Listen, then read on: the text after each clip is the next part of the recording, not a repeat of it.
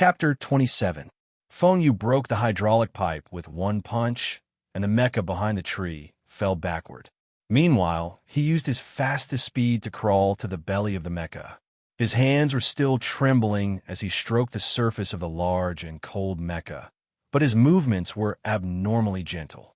It was as if he was a nervous, trembling virgin boy caressing the woman he loved the most, except that this woman's body was a little too big. This scene was very strange. The toppled M52 mecha kept bouncing back and forth as the mechanic Feng Yu stroked it with his trembling hands. The mechanical arms extended and contracted rapidly, and with the hiss of the motor, the mecha twisted and turned on the ground. It seemed particularly restless and awkward, as if it was ticklish, but also as if it was trying to please Feng Yu charmingly. It was also this M52's bouncing and twisting movements that had successfully helped Feng Yu block several long-range sniper bullets.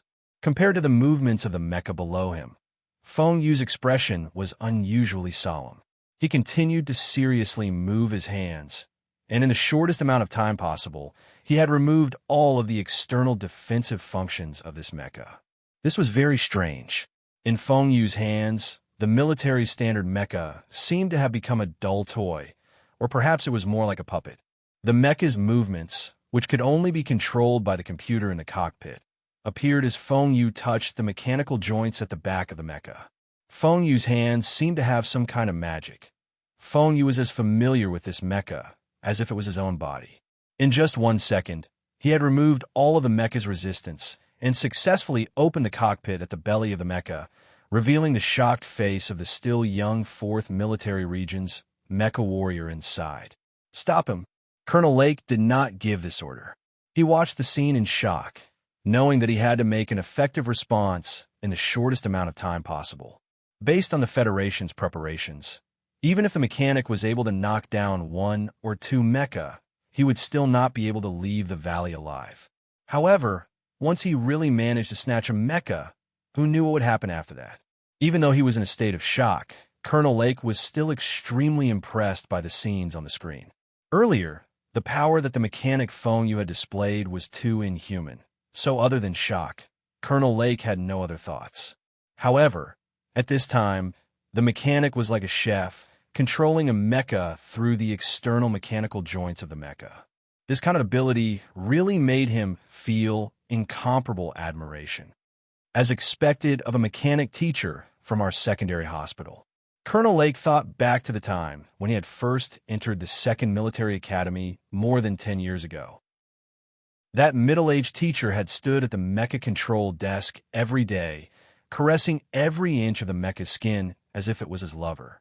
At the time, his batch of classmates had all thought that this teacher was crazy, but only today did he know that this teacher's craziness was reflected in his strength. The power of the high-energy compression energy cabin was raised to the highest level in an instant. The thick mechanical legs of the M52 slammed violently against the ground of the valley, causing the heavy body of the mecha to fly into the air. After gaining a good view, Colonel Lake, who had flown out from the front, no longer hesitated.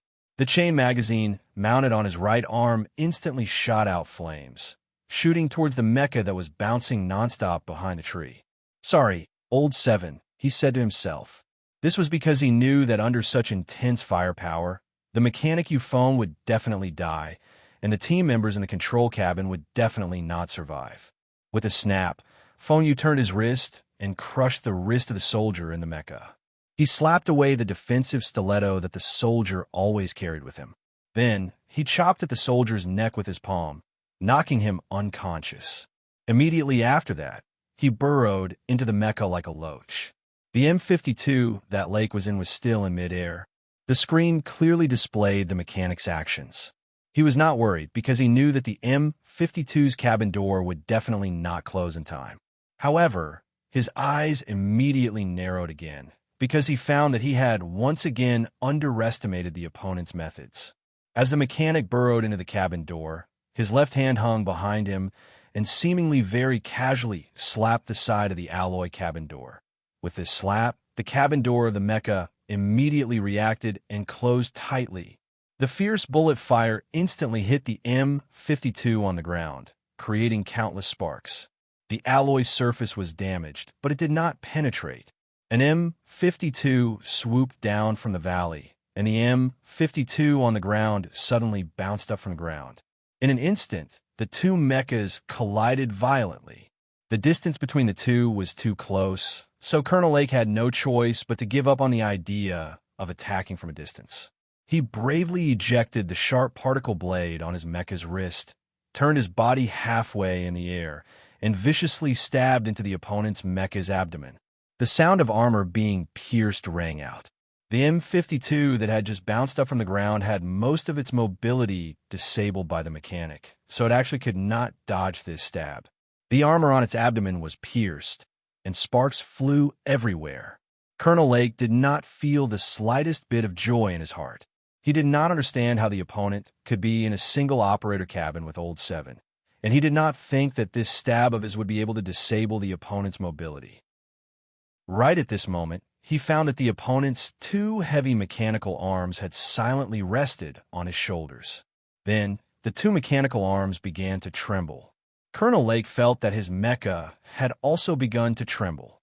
Recalling how the mechanic phone you had attacked fiercely like a fierce tiger in the valley earlier, Colonel Lake was extremely vigilant. He let out a shout in the control cabin, and his hand speed instantly increased to the maximum. His empty hands were firing at full power. He had taken the absolute risk of using a heavy weapon at close range, unwilling to let the opponent go. However, Colonel Lake's movements were still too slow. Just as his fingers were rapidly pressing the buttons, that intense and unbearable tremor had already spread to his mecha. In an instant, the central control system of the mecha was in chaos, and he was temporarily out of control. The sound of wind whistling rang out. The M52 that the mechanic phone you had snatched shook its arms. The mecha's own mobility followed this extremely simple action, and a huge burst of power erupted, directly throwing the M52 that Colonel Lake was in into the air. Only then did the M52, which had been thrown away, reactivate its heavy weapon. 3 extremely beautiful bullets shot out endlessly. However, the mech itself was spinning in circles in the air, so these bullets were all fired into the air. On the ground, popping sounds rang out incessantly as rocks and trees were smashed into smithereens. The M52 mecha, with its 3 trails of fire trailing behind it, did not hit its target. Instead, the pursuing mecha team and special forces were so suppressed that they did not dare to raise their heads. In the air, Colonel Lake desperately tried to regain control of the mecha, only hoping that he would not become a special mecha officer who was humiliated and thrown to his death. His body was cold, and his heart was filled with a sense of defeat. On one hand, he was shocked by the opponent's tyrannical mecha operating ability, and, on the other hand, he was cursing the Bureau of Proclamation's intelligence. Only now did he know what kind of terrifying existence the target of the first-level sequence was. Colonel Lake's confidence was shattered in this one face-to-face encounter. Meanwhile, those Special Forces members of the 4th Military Region also felt that the opponent was difficult to defeat. If that traitorous mechanic had not managed to get his hands on the mecha, they would still have had the confidence to kill the opponent, but the opponent had already successfully gotten his hands on a mecha. Could they still kill the opponent? Amidst the rain of bullets that filled the sky, the M52 mecha's body trembled as it moved quickly in a ridiculous posture. It was not hit at all. The black standard style of the mech gave it a heavy feeling. However, the rapid movement of the M52 in the midst of a hail of bullets made the M52 look demonic. The firepower in the valley gradually calmed down because the ambushers found that they could not hit that demonic mecha at all. They stared blankly at the black mecha leaping about halfway up the mountain as if they were looking at a monster. They knew that this demonic feeling was not because the M52 itself had any advanced technology content, but because of the person inside the mecha's cockpit. The Federation's operation to hunt down and kill the mechanic was once again launched after more than 10 years. Could it be that what awaited the Federation was another shameful failure? The sky gradually darkened, and hazy stars floated in the night sky at the edge of the Donglin region. It seemed that the starry sky above the Federation civilization did not want to see this happen. So one of the stars strangely lit up. In the blood-red twilight, an area in the originally starless sky suddenly lit up. A beam of light filled with destructive energy shot out from that area, instantly tearing apart the dust-filled atmosphere above the Donglin region. It tore through space and struck the ground, hitting the black mecha leaping like a monster.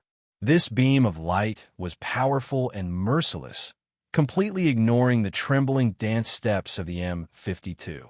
In its eyes, this mecha attempting to break through was just a clown. Chapter 28. The siege in the valley had begun.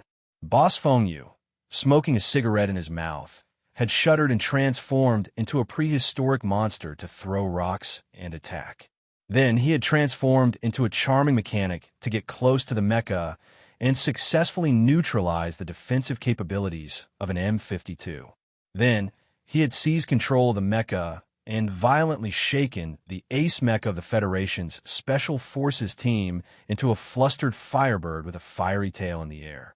Finally, he had transformed into a demonic black shadow amidst the shrapnel that filled the sky. One scene after another fell into the eyes of Sulu. He had been standing at the top of a large tree on that hill in the distance, his hands tightly gripping the branches beside him to maintain his balance. He watched everything unfold in the distance with incomparable emotion. Although he was far away, he still felt shaken to his core. His body had been trembling nonstop, causing the birds on the tree to fly away one after another into the twilight. Of course, this was not a strange ability he had learned to call himself Uncle. It was an instinctive fear and agitation. He had thought that Uncle Boss would be killed by the military in an instant. He had even thought that Uncle Boss had grown tired of his life as a fugitive and had chosen a quick method to end his own life. However, he had not expected that the following development of the plot would be so sudden and unexpected. Apart from making him sweat profusely, he was so nervous that he wanted to vomit. In particular, the powerful strength that had erupted from the boss's trembling legs and trembling body, as well as his valiant performance after he had burrowed into the mecha at the end. It was as if he had given Sulu, who had been watching the battle from afar, an opportunity to learn, opening a completely different window.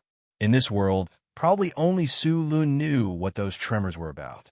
The youth stared in shock at the valley, thinking to himself that the boss had not practiced or performed in these 4 years. He was probably too lazy to practice, but even so, he was still strong enough to fight head-on with the mecha. What kind of absurd life and person was this? Whether it was in novels or movies, Sulu had never seen such a powerful figure.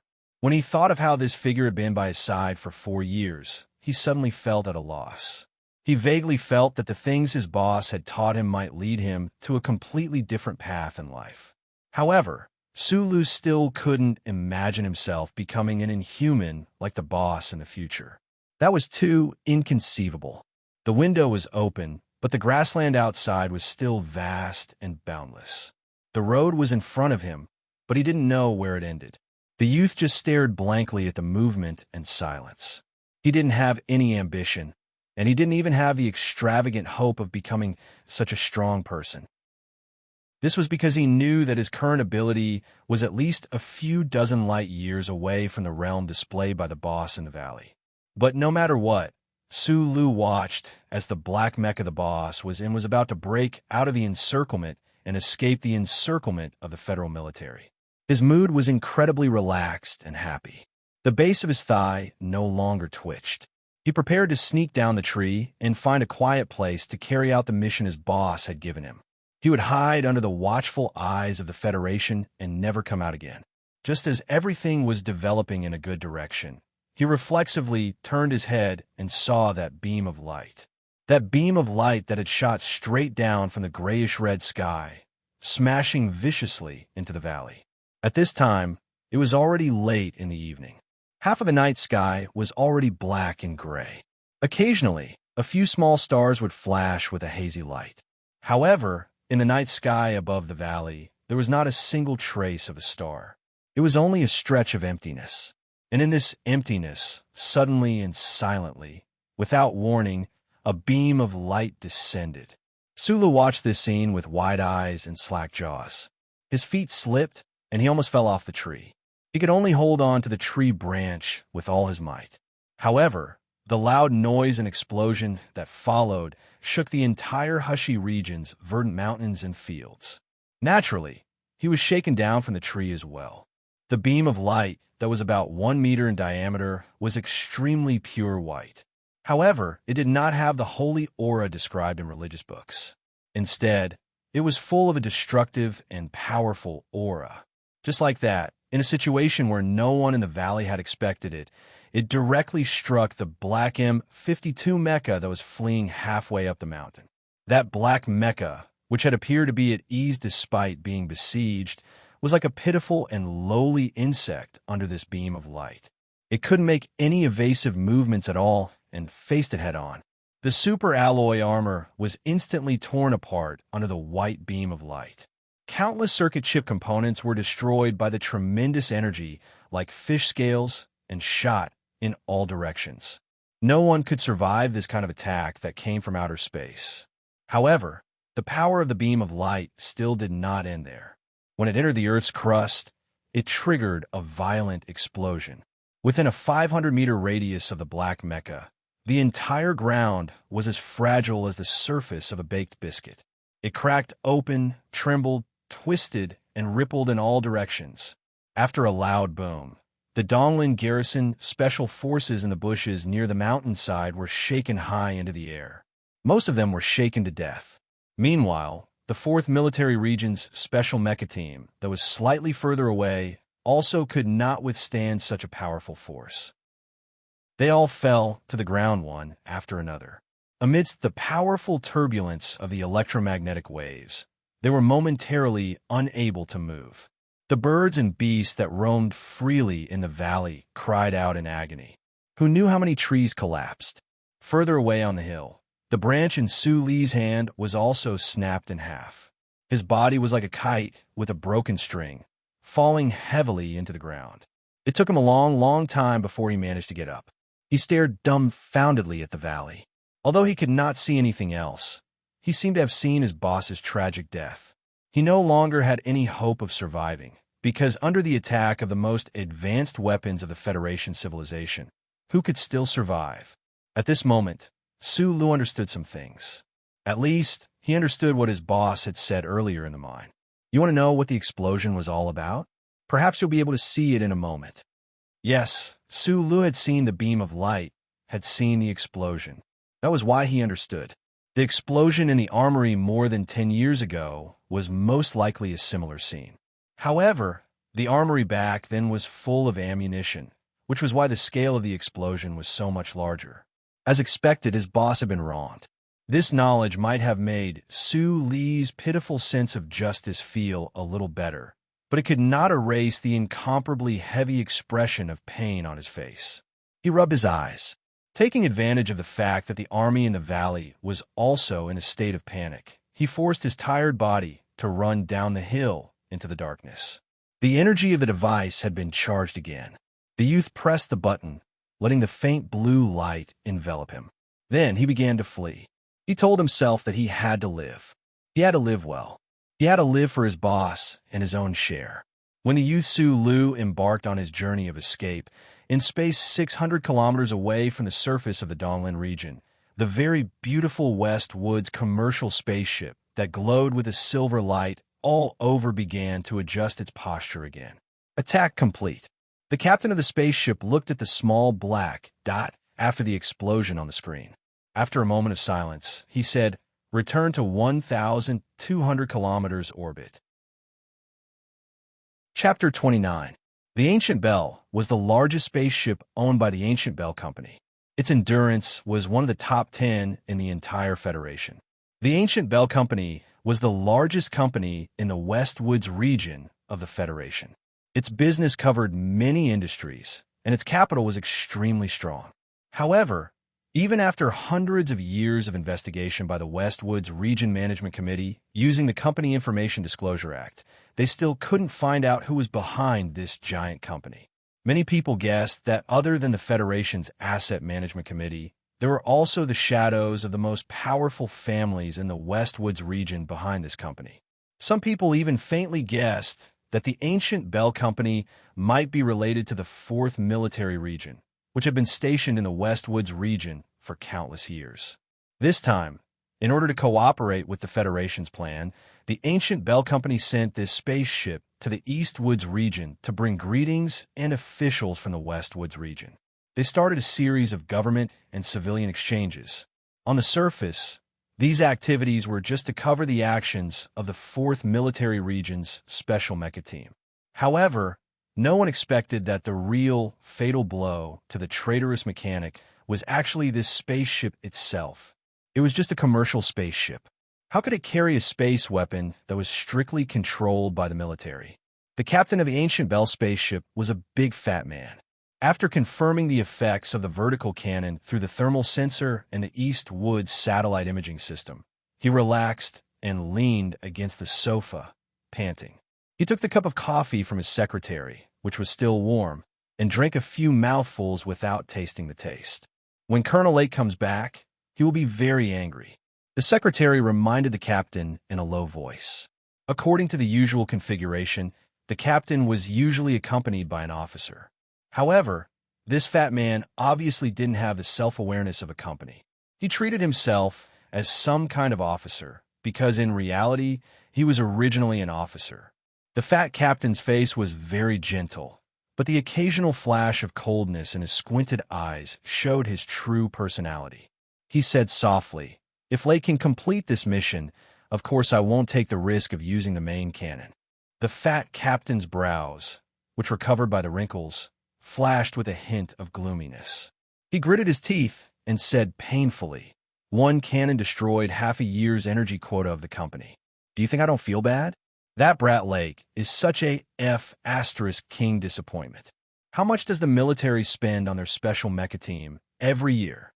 There's nothing we can do about it. The orders from the capital are absolute. The President's office, the Bureau of Proclamation, and the Ministry of National Defense are all pressuring the commander. We can't waste these resources anymore." The secretary shrugged and said, "It's good that the problem is solved. I have to go quickly. I still have to report and explain to the Eastern Woods District Office and the Administrative Committee. I also have to pass on the Federation's order to them.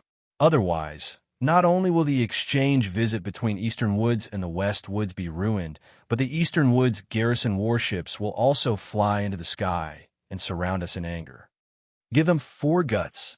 The fat captain's eyes flashed with a hint of mockery. "Eastwood has been decadent for too long. Just hand over the Federation's secret order to the sector office. I don't think these officials will dare to do anything to our 4th military region. Speaking of which, the military region lost all its face on this stupid planet back then. Today, we've finally gotten some back." The secretary shrugged again. He was a civilian officer who had joined the Ancient Clock Company after retirement. Unlike the captain and the others, he still secretly maintained his military status in the 4th Military Region. Therefore, he did not understand, nor did he want to understand, why his comrades in the 4th Military Region always had such a strong sense of disgust towards the Eastern Woods District. The West Woods and Eastern Woods were clearly on opposite ends of the Federation. They were extremely far apart, and it was rare for them to even cross paths once in a few years. The captain's room returned to silence. The fat captain carefully put the cold coffee beside him, turned on the secret circuit, and faced the motionless portrait on the screen. He was extremely respectful, and even a little flattering, as he lowered his head and said, "Boss, we succeeded." The portrait was of a middle-aged man, wearing a well-ironed, dark-colored military uniform. The gold stars and silver bars on his shoulders clearly showed this soldier's shocking military rank.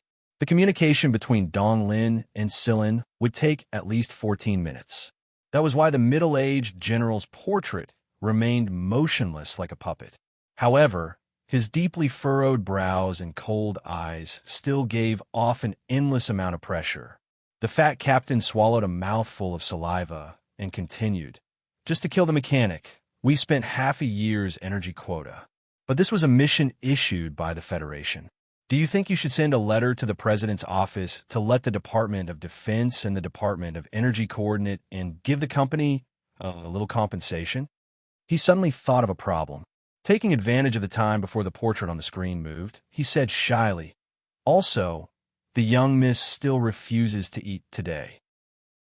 After saying this, the fat captain, who had fired the main cannon while talking and laughing, turned the mecha into ashes and destroyed countless green spaces in the suburbs of Eastwood, shrunk, and turned off the communicator.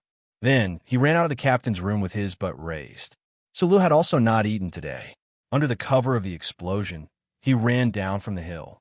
Taking advantage of the chaos in the suburbs of Hushy State, he successfully entered the underground waterway once again. He ran as fast as he could and finally ran into a forest where there were few people. His butt fell into a thick layer of fallen leaves, shaking up a stale smell. The youth panted rapidly. He felt his body was abnormally tired and hungry. His heart was also very tired because of sadness. No matter who it was, after experiencing what had happened today, their spirit would be greatly impacted. Moreover, he was not even 18 years old yet. At this time, it was already late at night. Suddenly, there was a pitter-patter sound in the sky above the forest. Rain fell for no reason, shaking up the dust on the ground covered by fallen leaves, causing the entire forest to be filled with the smell of dust. Sulu, with his face covered in dust, his eyes were full of sadness. He closed his eyes, bit his lip hard, and took a deep breath. He looked at the signal jammer in his hand and found that the blue light was getting fainter and fainter. It would lose its effect in at most 2 minutes. Let's begin. Sulu stared blankly at the metal bracelet on his wrist. Using the pad of his finger, he gently touched it, revealing the metal wires and those tiny chips inside. He felt his heartbeat become stronger and stronger, but his body was getting weaker and weaker. The piercing pain at the back of his neck spread from the bone to the rest of his body. It was extremely cold. A new life was waiting for him. Chapter 30. The raindrops became heavier and heavier, more and more urgent, hitting the big leaf autumn forest on the outskirts of Hashi region. The pitter-patter was like the sound of war drums on an ancient battlefield, beating an exciting rhythm, urging people to bravely move forward, forward, and forward. In the already soaked autumn forest, the rain soaked all the withered leaves of the trees, and also soaked Su Li's body. Staring at the little star-like chip in the bracelet, the young man's heart was filled with complicated emotions. Once he switched to a brand new chip, it represented a completely unknown future, a completely new life, completely cut off from the past, no friends, no family. Of course, he didn't have any family before, and he didn't have many friends, but the coffee in Hushy region, the beer in Hushy region, the clock tower street in Hushy region, the girls in Hushy region, the operation room in the mine, the repair shop in Xianglan Avenue, the library in the State University, and this unchanging dusky sky. All of these memories, was it going to say goodbye like this? Su Li's fingers trembled incessantly. He knew that once he pierced the hair-thin metal wire into his neck, everything would change. Maybe it would be good. Maybe it would be extremely bad. Who knew? Facing the most difficult and easiest choice in life, Sulu, with a calmness that didn't match his age, used only a dozen seconds to make up his mind, because the gradually dimming blue light in the rain reminded him that the electronic surveillance of the Federation would find him soon. If he wanted to live freely, then he must no longer be Sulu. Fiercely wiping away the raindrops on his face, revealing clean skin under the dust, Sulu muttered a few words in a low voice, and the emotions in his eyes became calmer and calmer.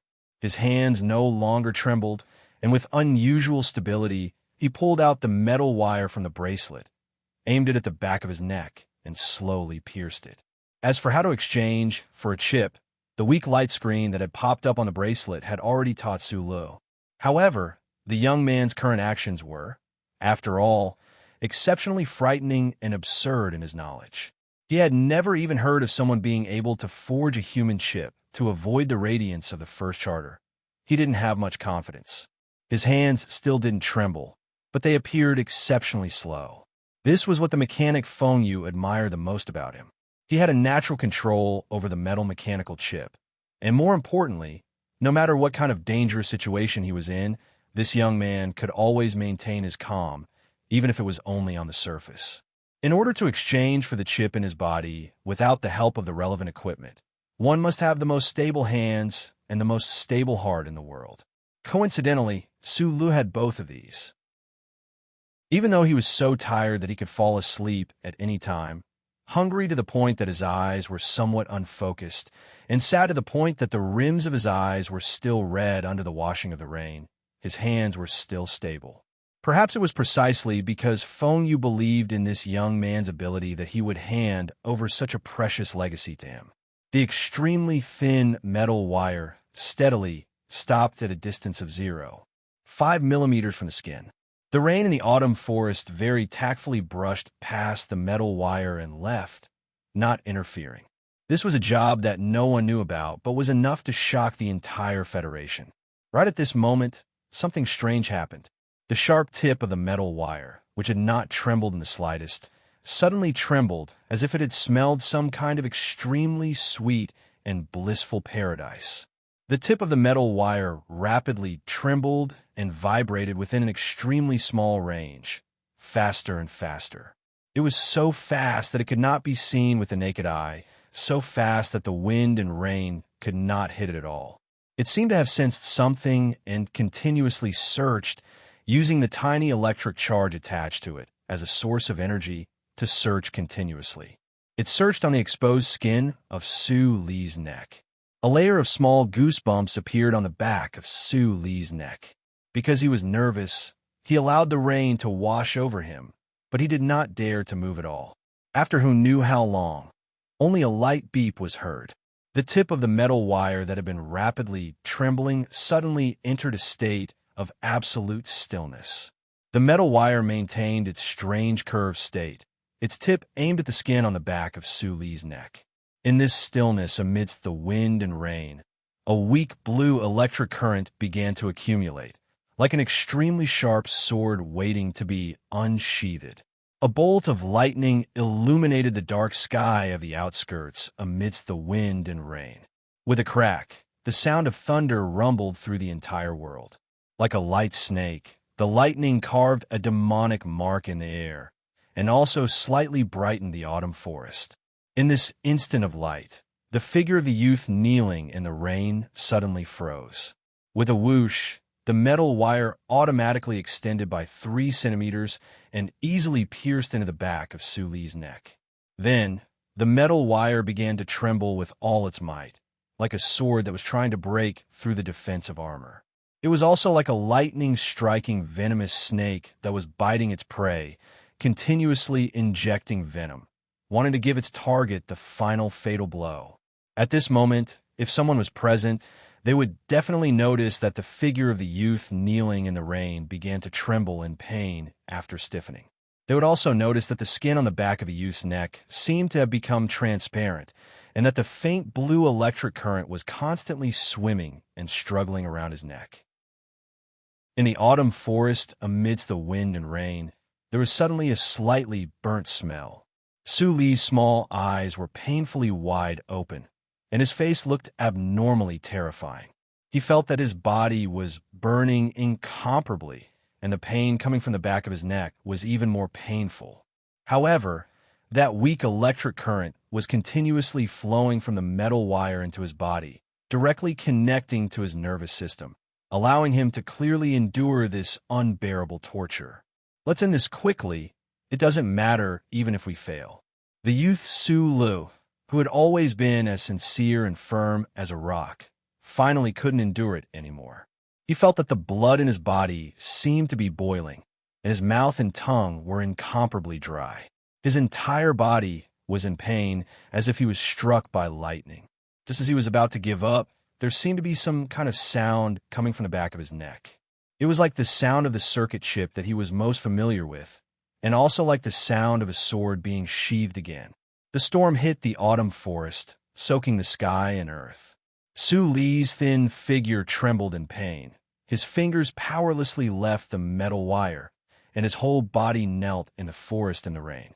An indescribable pain and feeling made his body bow, and then he looked up and painfully screamed at the rainstorm falling from the sky. The rain fell on his face, and it was incomparably painful, sliding down his body. He knelt in the rain, but still felt pain and burning all over his body. In his heart, he was somewhat at a loss as he prayed to the black sky, "Let the storm come more violently." Then his mind went blank, and he powerlessly turned over, falling into the rain and dirty leaves all over the ground. Chapter 31. When Sulu woke up, the rain had already stopped. The thick, dark clouds had also left this part of the night sky, revealing the few lonely stars above. There weren't many stars that could be seen in the Donglin district's night sky. Sulu lay on the ground, squinting his eyes to distinguish which star was which. Just like a common sentence in novels, of course, he didn't know how much time had passed. His wristwatch had been replaced by a bracelet, and under the intense pain and mental shock, time seemed particularly blurry to him at this time. Lying on the wet ground was not comfortable. Although the fallen leaves were very soft due to the rain, like a quilt on a bed, the smell was very unpleasant. However, Sulu didn't get up because he was tired, hungry, and weak. A sense of fatigue seeped out from his bones to his muscles through the pores on his skin, making him not want to move at all. Just like that, he lay quietly in the autumn forest after the rain. He opened his eyes and looked at the unclear, starry sky above his head. It was not until a very long time later that he struggled to prop himself up and let out a long sigh. The content of this sigh was so rich that even at such a young age, he began to have a taste of the vicissitudes of life. The glowing blue jammer had long since stopped working. However, Sulu lay in the wet forest for so long, and still no Federation army or police came to find him. This fact confirmed one thing for Sulu, and his mood was very complicated. Glancing at the metal bracelet on his left wrist that had returned to normal, Sulu was silent for a moment. He touched the back of his neck and felt a small wound. He felt a slight pain and knew that the chip in his body had been replaced with the one made by the boss himself, successfully hiding from the electronic surveillance. From this moment on, Sulu was no longer Sulu. He stood up with the help of a tree trunk and carefully sucked the drop of blood between his fingers into his mouth. Swaying his weak body, he walked out of the forest under the cover of the night. As he walked with difficulty, he pulled out the information on the bracelet, hoping to familiarize himself with his new identity as soon as possible. Otherwise, he could be exposed at any time. A new chip and a new identity appeared on the screen. It was still the simple, sincere, and inexperienced face. It was still the Donglin district's resident card number, but it had a completely different life path. This identity came from the capital. At this time, he should have just graduated from high school, completed his military service, and was in a state of semi-unemployment. There was nothing special about him that could attract the attention of the authorities, and the name of this identity was Sulu or Sulu. He didn't know if it was because of the chip change that caused some deviation in Su Li's spirit, or because the previous rainstorm washed away the layer of dullness that hid his personality, or because of Uncle Feng's death, he decided to live a better life. In short, Sulu, who was walking down a mountain, looked at the ID on the screen. He screamed in a way that didn't match his personality, and then fell heavily to the ground. "Uncle Feng, you clearly prepared this identity for me, but you didn't tell me it would hurt so much. Besides, why are you still calling yourself Sulu? You're really not worried that I'll be captured by the army. Apart from a boss, I'm probably the first fugitive in history to escape from electronic surveillance. This is such an exciting thing," the teenager muttered. He rubbed his aching butt, wiped his eyes, and disappeared into the night. The clear night sky after the rain was untainted by a speck of dust. It was unusually quiet, and the soothing negative ions filled the forest. Before Sulu left, the electromagnetic waves of 995 megahertz swept through the area, but they didn't receive any weak signals. However, the signal node that was suddenly interrupted was still recorded. The electronic surveillance network that covered the entire Federation received the report immediately, and in the shortest time possible, it was sent to the Donglin region network composed of 17 satellites. The information-gathering satellite used the simplest logical calculation method to come up with a logical judgment that was consistent with the sentence logic. It was given a specific outsourced characteristic, and it was cut into 3 pieces of information. According to the established pattern, it was sent to the depths of space. All of this was the normal reaction of the Federation's electronic surveillance network. The various regions didn't have a central computer, but a digital matrix was used to perform the analysis. The disappearance of an information node represented the death of a citizen. This separation of life and death was all too common in the Federation. It happened every day, every moment, and even every second. Of course, the information-gathering satellite didn't think it was strange. If it had human emotions, it would probably yawn to express its boredom at this piece of information. The 3 pieces of information that were given encryption characteristics at the very beginning set off from the satellite above the Donglin region and took 3 different paths in space. After passing through 9 information amplification and acceleration space stations, they crossed an extremely long distance and crossed an unknown number of nebulae and dust. Finally, after 4 minutes and 12 seconds, they entered the atmosphere of the capital planet of the Federation's upper forest region. After a final information amplification and filtering, they entered the large receiver at the back of the building on the outskirts of the capital. The heavily guarded Bureau of Proclamation of the Federation, the gloomy basement, the officials in black hurriedly walking, the unusually quiet central operation room behind the large dust-proof glass, the first loyal executor of the glory of the Charter, the Federal Central Computer with an incomparably powerful computing power and an unusually large database, formed a seemingly boring but actually stressful life day after day. The 3 pieces of extremely inconspicuous information entered the central computer. The flashing images on the giant light screen paused for a moment at this moment, then returned to normal. No staff member noticed the abnormality of the central computer, because for countless years, the central computer's secret room had never required the participation of humans. On the contrary, for the sake of the central computer's safety, the Bureau of Proclamation's underground central computing department was completely isolated from the rest of the analysis department. They were only connected by cables or high-security wireless networks. Therefore, the officials of the Bureau of Proclamation regrettably missed the few lines of tiny light dots on the light screen. Citizen serial number, DLAS 420500481, X information, node missing. Name, Sulu. Remarks, Federation 4427 Plan Target 2, death confirmed. Warning. This is an extension of a Level 1 sequence event. Serious warning. There's a 30% probability that Citizen Su Lu has entered an abnormal situation. Serial number is 72. Citizen Su Lu has entered an abnormal situation. Serial number is 72. Response: search on your own. If you can find him, initiate contact. If the target refuses, establish an observation system and submit a report for the government's reference. Abnormal situation handling procedure 1 and Chapter 32. The early morning sun shone through the glass window onto the messy pile of blankets on the bed. The fine dust particles in the air fluttered like insects under the bright light, as if they would never feel tired.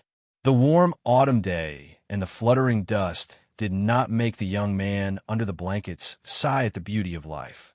He was still like an ostrich, burying his head in his arms and continuing his deep sleep. Only after a very long time had passed did he somewhat unwillingly open his eyes.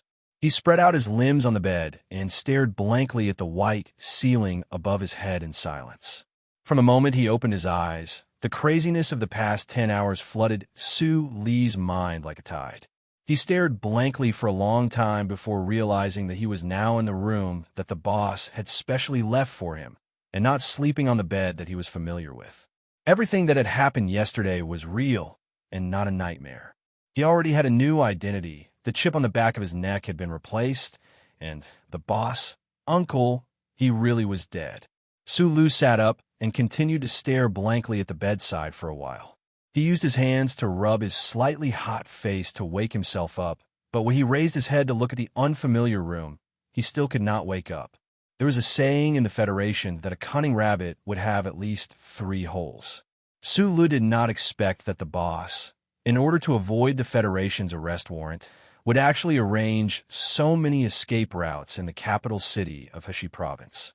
When he thought of this, a strange feeling emerged in Su Li's heart. He felt that something was wrong.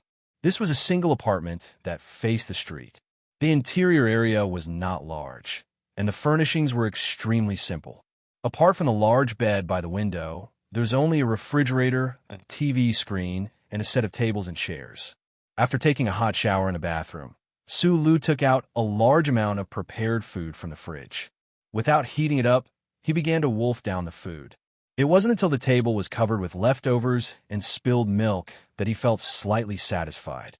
The hunger and tiredness from yesterday were slightly washed away. It was only 10 hours of not eating, and with his physique, he should not be hungry to this extent. Sulu was also very curious about this phenomenon. Where did the empty stomach and the tiredness of the body come from? Could it be because of the trembling of his body when he escaped from the temporary military camp? He did not want to think about this problem, because the only person who could explain this problem was no longer here. Although he planned to leave Heshi Province at night and never come back to this room, Sulu still subconsciously tidied up the room, just like how he did after eating in the mines these past few years. After finishing these things, he found that he had nothing to do. The police sirens were still sounding on the streets outside, and the after effects of yesterday's explosion were still fermenting. Naturally, he could not go out into the streets to bask in the sun, so he began to sit by the bed in a daze again. After a while, he turned on the TV and somewhat woodenly watched the little girl with purple hair blowing out the candles on the screen. He suddenly remembered that today was the 16th birthday celebration of himself and the uncle's favorite, Jian Shui'er. He also remembered that he was going to be 18 years old, and that the uncle did not know how old he was, and that he would remain at this age forever. So his heart tightened, and he could no longer control his emotions. Looking at Jian Shui'er, surrounded by tens of thousands of people on the screen, tears flowed down his face. Sulu lowered his head and wiped away the tears on his face. He did not notice that on the screen, Jian Shui'er was beaming as she showed the beautiful bracelet on her wrist to the people around her. For the entire day, Sulu stayed in this room. Through the information screen on the bracelet, he firmly memorized what he should remember and how to escape from Donglin. At the same time, he took a huge risk and used the knowledge that his boss had taught him to secretly infiltrate the internal network of Donglin's second police station in an attempt to find the current situation of Li Wei and the group of orphans. Then, he entered the civil affairs system and checked the internal information of the 4th Museum of the Past. Fortunately, he found a suitable target. After doing all this, he cleaned the entire room again and carefully wiped away his fingerprints. Then, he took out a set of clothes from the closet and changed into it. Carrying the backpack that his boss had left in the closet, he walked out of the room, down the stairs, and into the crowd. Wearing a light blue sports jacket with a hood turned up to cover his face and a dark black backpack, Sulu looked like a common young man in the Federation. He would not attract anyone's attention. He purposely chose to leave at 3 o'clock in the afternoon. It was the time when people were most relaxed. Even so, he carefully walked around a few blocks and climbed over 2 walls before entering the 4th Museum of the Past. Following the map that his boss had left behind, Sulu quietly sneaked into the automatic incinerator behind Jingxing Hall. Among the rows of waiting coffins, he found his target according to the name tag. He did not dare to look at the face of the young body in the coffin. Instead, he turned his body sideways and aimed his left wrist at the back of the body's neck. A burnt smell flashed past. The discarded chip that he had replaced last night had successfully entered the body of the body. He then threw the glowing blue signal blocker into the coffin. After pausing for a moment, he threw in the exquisite taser baton. He had only made 2 taser batons. The first one had brought disaster to him and his boss. He did not want the second one. Although it could protect him, he felt that it was ominous. Standing in the shadows of Jingxing Hall's dark corridor, Su Lu silently watched the conveyor belt send the coffins into the high-temperature incinerator one by one. Watching the coffins that contained his chip, his boss's signal blocker, and the taser baton enter the furnace and quickly burn into flames, ashes, and residue, Su Li's heart suddenly felt empty. Everything in his past had been burned with this coffin. Now, he only had the name Su Lu. The yesterday that abandoned me will never come back. At night, Su Lu bought a ticket to Fuji.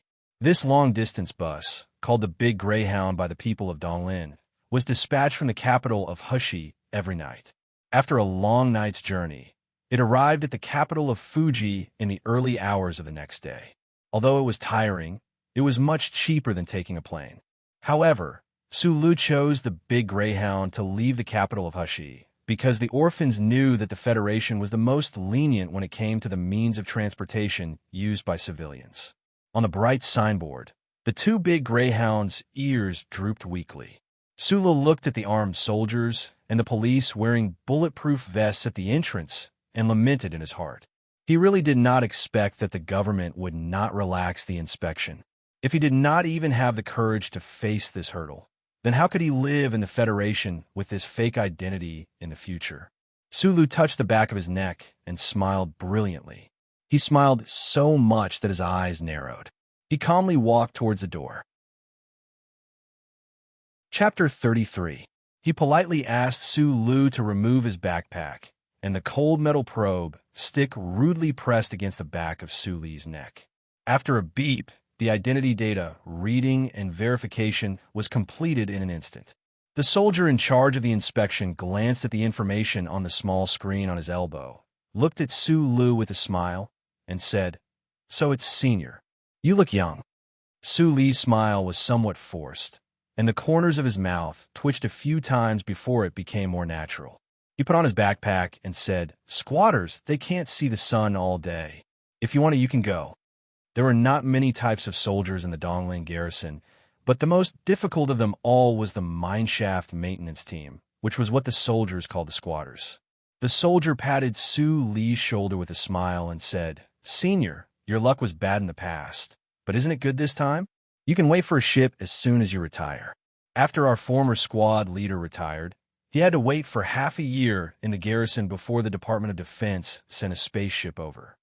They chatted for a while, but because there were still many passengers waiting in line for the inspection, the soldier reluctantly let Su Lu go and waved his hand to let him pass. Su Lu walked a few steps and did not forget to turn back and thank the soldier. Everything was very normal, but when he sat on the Big Greyhound bus and leaned back in the seat, he realized that his back was full of cold sweat, soaking through his clothes. Su Lu gently exhaled, spitting out the tension in his body. He wiped the beads of sweat on his forehead and sat down tiredly on the soft chair. It was just a checkpoint, but it had already scared him quite a bit.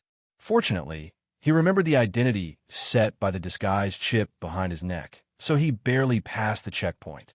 But then he thought, if in the future someone really found out that he was from a mineshaft, what would he do? Being able to pass the inspection so easily had nothing to do with Su Li's luck. The entire Federation had long gotten used to the convenience, speed, and accuracy of the Federation's electronic surveillance network. The human chip had long since replaced identity documents. Except for certain important areas of the Federation that might carry out fingerprint and iris comparisons, the majority of identity confirmations relied on the human chip. Every citizen of the Federation was shrouded in the glory of the first charter from the day they were born, so much so that everyone subconsciously came to the conclusion that the electronic surveillance network would never make a mistake. In fact, for countless years, the central computer of the Bureau of Proclamation and the electronic surveillance network throughout the Federation society had indeed not made any mistakes, except for that mechanic and the youth who was currently sitting limply on the long-distance bus. 23 days later, in the capital of Fuji State, the sky was gloomy, and so was Su Li's heart. He sat in a fast food restaurant on the corner of the street, eating the beef noodles in front of him tastelessly. From time to time, he would raise his head and anxiously look at the solemn building in the middle of the street in the distance. He chose to have his lunch here because this fast food restaurant was the closest to the first instance court in the state of Foggy. He could immediately inquire about the trial today. The police car flashed its lights and turned off its siren as it drove past the street outside the fast food restaurant. Sulu looked out through the glass window. At this moment, he was a little absent-minded. He immediately lowered his head and buried his face in the wide bowl of noodles. He felt like he saw the faces of Li Wei and Xiao Chong, the police car, just now. The orphan gang that Li Wei was in had disbanded under the attack of the second police station. For some unknown reason, the trial of the case was arranged to be in the first instance court in the state of Foggy. The Federation's operation to eliminate the mechanic was top secret. Naturally, it was impossible for them to charge the orphans of Clock Tower Street with the meaningless crime of colluding with traitors. Li Wei, who was completely innocent, was finally sentenced to a year in prison. This was because he had just turned 18. This result was quite good. Presumably, the lawyer assigned to Li Wei by the government would not recommend him to appeal to the Court of Appeals or the Circuit Court. However, Sulu still felt sorry for Li Wei. It was not only because of the prison sentence, but also because he knew that Sulu definitely felt sorry for himself. This was because the Federation government knew about the existence of Sulu and the mechanic from him. More importantly, Li Wei must have thought that Sulu was already dead. "Young man, why are you frowning?" The old man sitting opposite Sulu, who was also eating noodles, looked at the young man's distressed expression and said with a smile, "At such a young age, you're already pretending to be lonely and imitating despair. This is unacceptable." Even an old man eating noodles on the street could say such interesting words. Sulu suddenly felt that the heavens had no eyes, allowing him to be surrounded by such strange people. He didn't know why, but he suddenly had the urge to tell his secrets, but he had no one to tell them to. He stared blankly at the old man's wrinkled face and asked, "Old man, have you ever encountered any big trouble in your life? Has there been anything that has made you sad?" "No." The old man's answer was very straightforward. He had the crispness of the people of Donglin. "In this world, there is no obstacle that cannot be overcome. If you really can overcome it, then it is your fate. Who can fight against fate? It is just a little bitter." Think about it. When have we, the people of Donglin, ever been afraid of hardship? We also do not complain to the Federation about anything. Living happily is not better than anything else. But I just want to live an honest life. There are also troubles that will come to me, and I might even be wronged. Then don't live too honestly. The old man licked the oil soup on the side of his lips and said, "Just like noodles, you need to be chewy, but the broth needs to be smooth and oily. This way, you will not be bullied in society." The Donglin area was rich in stones, but it was also rich in silent and optimistic people like the old man, who were as tough as weeds. Sulu suddenly thought of the people around him in this life. His emotions calmed down, and he thought of the things that he had not thought of because of his fatigue, anxiety, and sadness. There had been that explosion many years ago, and the boss had survived. Why couldn't he survive this time? Perhaps the boss had switched to another chip and was pretending to be an old university professor. Was he fooling those young female university students? Or perhaps the boss had transformed into a business rookie and was playing with his ability to get money without risking anything. Or perhaps the boss was in some corner laughing at his depression and sadness. Sulu looked at the old man across from him and said, "Your surname can't be Phone, right?" The old man's surname was naturally not Phone. He looked at the neurotic youth, sighed, and left with the bowl of noodles.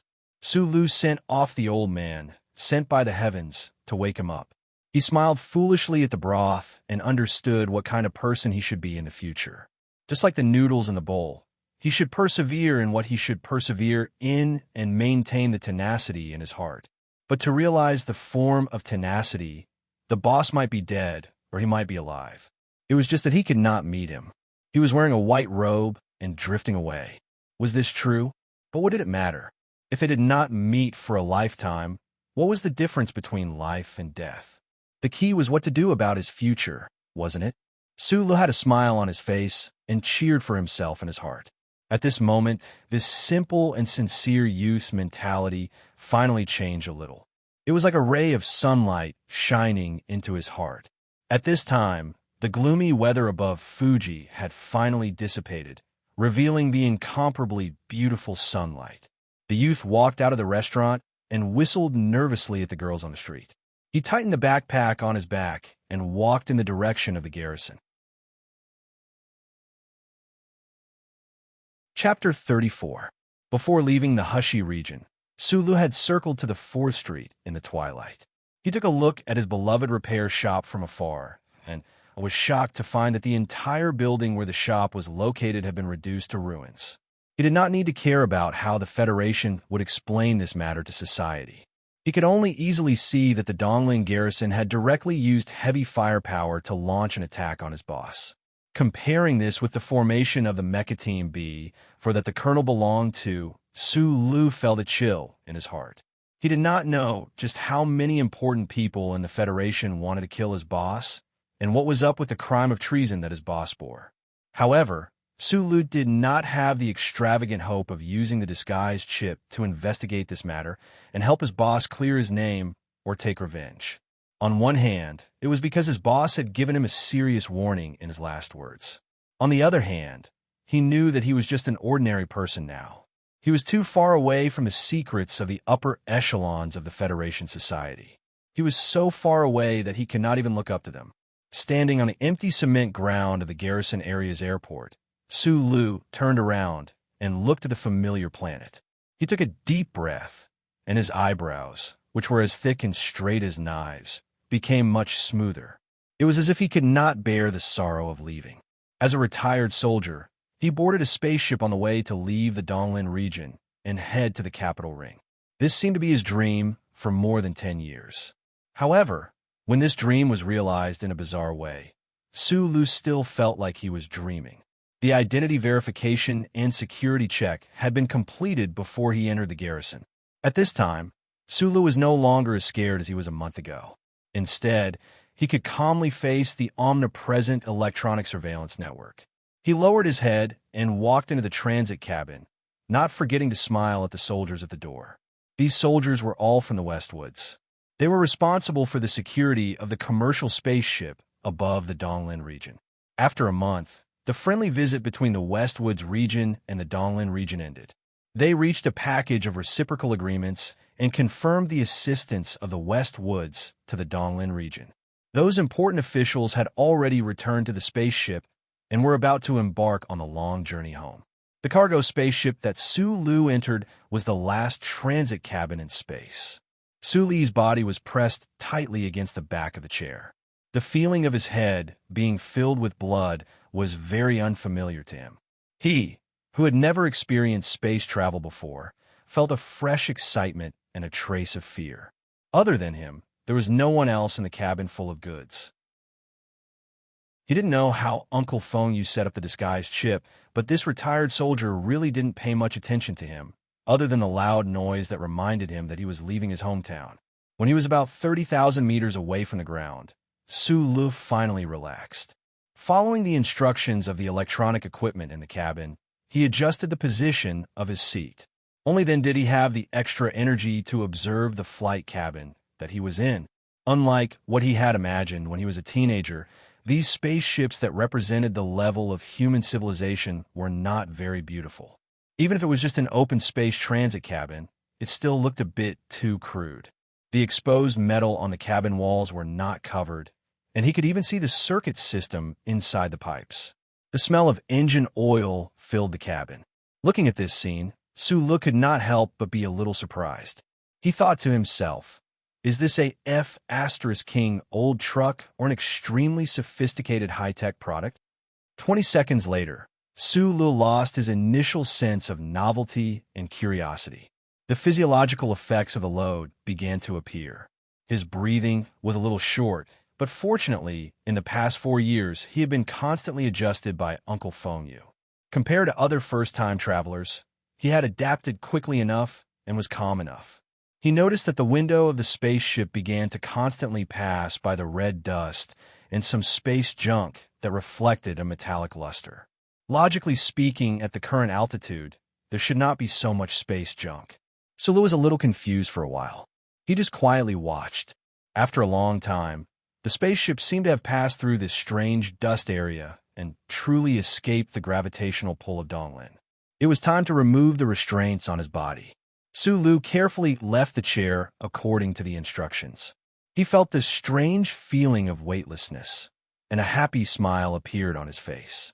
Like a fish, he swung his arms and slowly swam to the side of the porthole. He held the edge of the window with both hands. He did not know if the spaceship was facing the direction of the star at this time. The light outside the window was unusually bright, and the entire cabin was illuminated with a silvery white light. This bright silvery white light illuminated the metal bracelet on Su Li's left wrist very clearly. It even showed some very faint marks that were not easy to find. Su Lu looked down and found 2 lines of small words engraved on the edge of the bracelet. He had not noticed it for the past few days, and he could not help but be surprised. He subconsciously read it softly. In this world, there are 2 things that can deeply shake people's hearts. One is the noble moral code in our hearts, and the other is the brilliant starry sky above our heads. Kant. Sulu wanted to touch his head, but he found that in the absence of gravity, he swung his hand a little too hard. It hit his head, and it was a little painful. He looked at these 2 lines a little gloomily. He did not know who Kant was, and he was not very clear about the meaning of these seemingly very philosophical words. However, he still had a strange feeling in his heart. This feeling was perhaps called passion, or perhaps it was called loftiness. Retracting his gaze from these words, Sulu looked at the universe outside the window. The young man, who was preparing to greedily absorb the beautiful scenery, suddenly narrowed his eyes. The scenery outside was completely beyond his expectations. Countless stars were like sesame seeds on a pie, sprinkling over the entire vast universe. The silvery white starlight did not shine, and it was like a holy light enveloping the surroundings. Sulu looked at this scene with his mouth agape. He grew up in the Donglin area and could only see a few pitiful stars at night. He did not know that the real starry sky outside the atmosphere was so beautiful and dazzling. Suddenly, Su Li's body fell heavily to the ground. He was in pain from the fall because he was so shocked by the sea of stars outside the window that he did not notice the electronic device reminding him that the docking was successful. The gravity was reset, and please return to the restraining chair. After 5 minutes, the cabin door was finally opened. The battered Su Lu climbed up from the ground, found his backpack, and followed the receptionist to the commercial spaceship into the real spaceship. Su Lu found that his eyes were not enough. When he thought about the fact that he was in fact in the endless abyss of the universe, he felt a little strange. When he thought about how the equipment he saw were all high-end goods that could only be seen in books, he felt a little instinctive excitement. The Department of Defense is too stingy. The soldier in charge of leading the way was not surprised by Su Li's reaction. He shrugged and patted him on the shoulder comfortingly. Although we do have to pass by the capital star, the Department of Defense is so stingy. There's no other way. The rooms are already full. I have to ask you to stay in Area 32. No problem. Sulu nodded. After all, this was the spaceship of the West Woods people and not the Department of Defense's own troop carrier. It was good enough that he had a room. In the empty Area 32, Sulu stood alone by the giant window, carrying his backpack. He looked at the distant East Forest planet and sighed. Just as he was about to find his room, he suddenly heard a very young and clear voice behind him. It made him want to protect it. Protect me. Sulu turned around abruptly.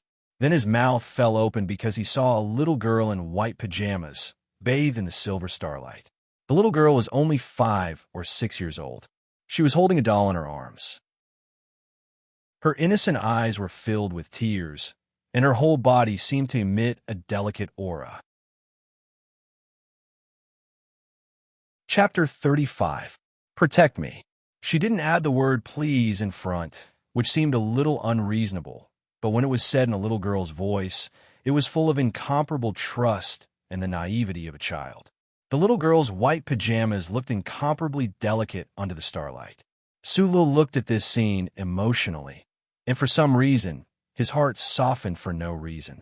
He clenched his fists and slowly approached the metal cabin wall. His movements were very slow, as if he was afraid that if his movements were too big, he would bring fear to this pitiful little bird-like girl. The little girl lowered her head, as if she didn't dare to look directly at Su Li's face. 2 drops of tears slid down from her long eyelashes, and she looked extremely pitiful. Her lilac-like lips opened and closed nervously, and her voice was so low that it was almost inaudible. "Please protect me." Su Lu carefully squatted down and looked at the little girl's small face that was carved from jade. Her slightly drooping eyes couldn't hide her ink-like pupils and her small and delicate lips.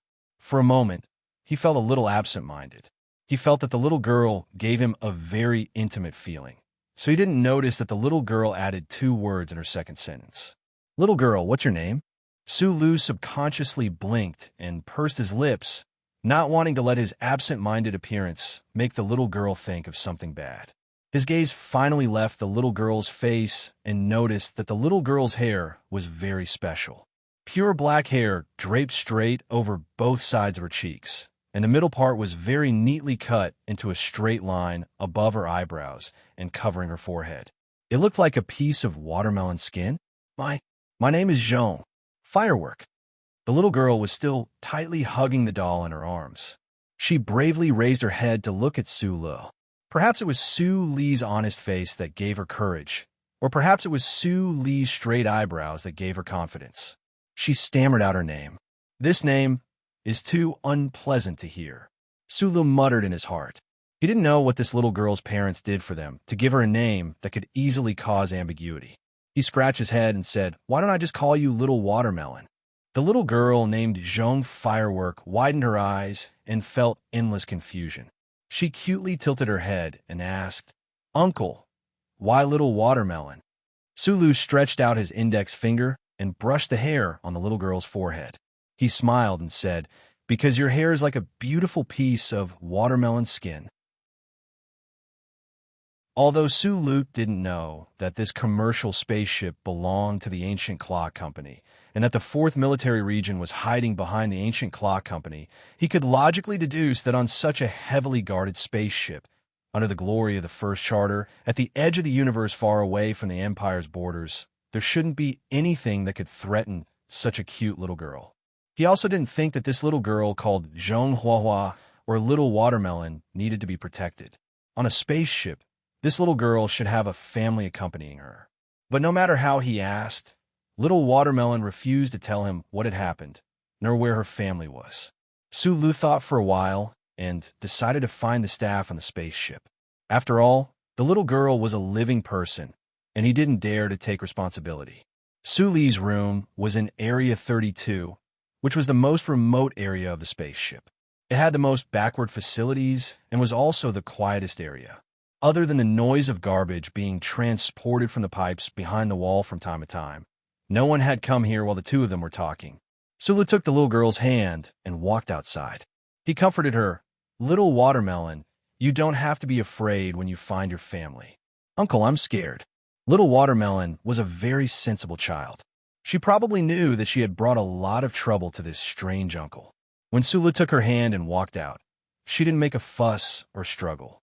She just held the doll in one hand and lowered her head as she said, "There's a bad guy who wants to kidnap Little Watermelon and take her somewhere else so that Little Watermelon can never see father and mother again." Sulu stopped in his tracks. He turned around and looked at the little girl's side profile seriously, as if he was trying to discern whether this terrifying story was just a child's nonsense or whether there was a dark curtain hidden behind the light. With this glance, he saw the dust and dirt on the back of the little girl's snow-white nightgown and the stain on the doll. No one came to Area 32. How did this little girl come here alone on such a big spaceship? What about the people who were watching over her? Did the little girl crawl out from those pipes? Otherwise, how could she be so dirty? What kind of horror would make a 5- or 6-year-old girl crawl into those dark pipes? Sula looked at her seriously for a while. Uncle Fong admired his ability to read people, but he still couldn't see any trace of the little girl lying. Without thinking for too long, Sulu turned around and walked back with the little girl's hand. He wanted to go back to his room and think about it. He was a little worried about leaving the little girl in the hands of the spaceship staff. At least, she would be safe if she followed him. It would be good for him to find out more information before making a decision. The little girl stared blankly for a moment before immediately understanding the meaning behind this turnaround. She walked quickly in small, quick steps in an attempt to keep up with Su Li's pace. Her movements appeared especially cute. The tears on her little face had yet to dry when she began to laugh. Her laughter was exceptionally happy, and her large black eyes narrowed together like a crescent moon in the night sky of Shileen's star. "Thank you, Uncle. Call me Big Brother from now on. Little Watermelon." Sulu had always been a straightforward person. Once he decided on something, he would do it to the end. Holding the little girl's hand, he was in a very good mood. His trustworthy eyes squinted, looking very much like the half-lake in the East Woods Nature Conservation Area. The ancient Bell spaceship was still going through its last logistical energy supply. It was set to leave the East Woods sector at about 6 o'clock tomorrow. During this time, Sulu stayed in his room with Little Watermelon. Perhaps because the budget of the Department of Defense was too tight, the place where he, a retired soldier in name, lived was really a forgotten corner. There didn't seem to be any surveillance equipment in the room. Even so, Sulu still carefully paid attention to the movements outside the door. Through this period of chatting, he gradually gained the little girl's complete trust and finally found out some things. The little girl was from the Westwoods. For some reason, she left home and was taken to the ancient Bell spaceship. On the return journey, she would be sent to the capital planet. She would be 6 years old in 2 months.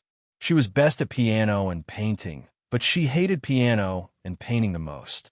She liked to play with mud the most, and it just so happened that she played with mud the least. Perhaps it was because she rarely had the chance to relax and chat like this. The 6-year-old girl chattered nonstop like a little bird. She would often choke because she spoke too fast. Her little face would turn red, and the straight black hair on her forehead would sway in the air. Sulu listened with a bitter smile. The little girl's content was too trivial, and there was no information that he wanted to know. The more he listened, the stranger he felt. He wondered if the little girl had misunderstood something, causing him to misunderstand something. But since he had already promised Little Watermelon, he naturally had to continue. People had to be honest, even if it was a 6-year-old girl. Sulu decided to let the little girl hide in her room for the time being before he could find out more information. When it was time to eat, Sulu reminded the little girl not to run around. He ran to the spaceship's cafeteria and ordered a meal. He didn't talk too much with the spaceship staff, but he still paid attention and found that no one had heard anything about which official on the spaceship lost a child. What made him wary was that the soldiers in charge of security around the cafeteria looked much more serious than they did a few hours ago. A somewhat depressing atmosphere surrounded the cafeteria. Could it be because of Little Watermelon? Sulu quietly left the cafeteria. He was a person who didn't attract much attention, so he didn't attract any attention when he left with a meal. Most people on the spaceship didn't even know that a retired soldier from the Donglin region had been arranged to stay in the lounge of cleaning Area 32. Little Watermelon lowered her head and forked a piece of beef. She put it in her mouth and chewed hard, but the expression on her face revealed that the little girl really didn't like the taste of beef stew rice. But she didn't seem to want to make things difficult for Sulu, so she just ate seriously. Sulu looked at the expression on her little face and couldn't help but laugh. He said, "If you don't like it, then don't eat it. I heard that the next meal will be good. I've been eating beef for a month and a half." Little Watermelon sighed like an adult and said, "Brother Sulu, I'm afraid the next meal will be beef again." Sulu deliberately added a spoonful of white rice to this meal. At this time, he was holding his chopsticks and eating the leftover rice from Little Watermelon. When he heard this, he couldn't help but freeze. After being influenced by the boss for so many years, he had become very picky about food. He said with a bitter face, "Synthetic beef tastes the same, And you can actually eat it for a month and a half? That's amazing. After sighing, Sulu lowered his head and ate again. He didn't have the habit of wasting food. With his mouth full of beef, he said vaguely, "If there's a chance in the future, I'll kill a bison and let you eat real beef." The little girl's black hair stood straight on her forehead. She looked at Sulu with a smile and nodded seriously. Although she had eaten a lot of wild dishes stolen from the Empire with her father in the West Woods, she still felt grateful for Brother Su Li's words. She thought that her brother was really a good person.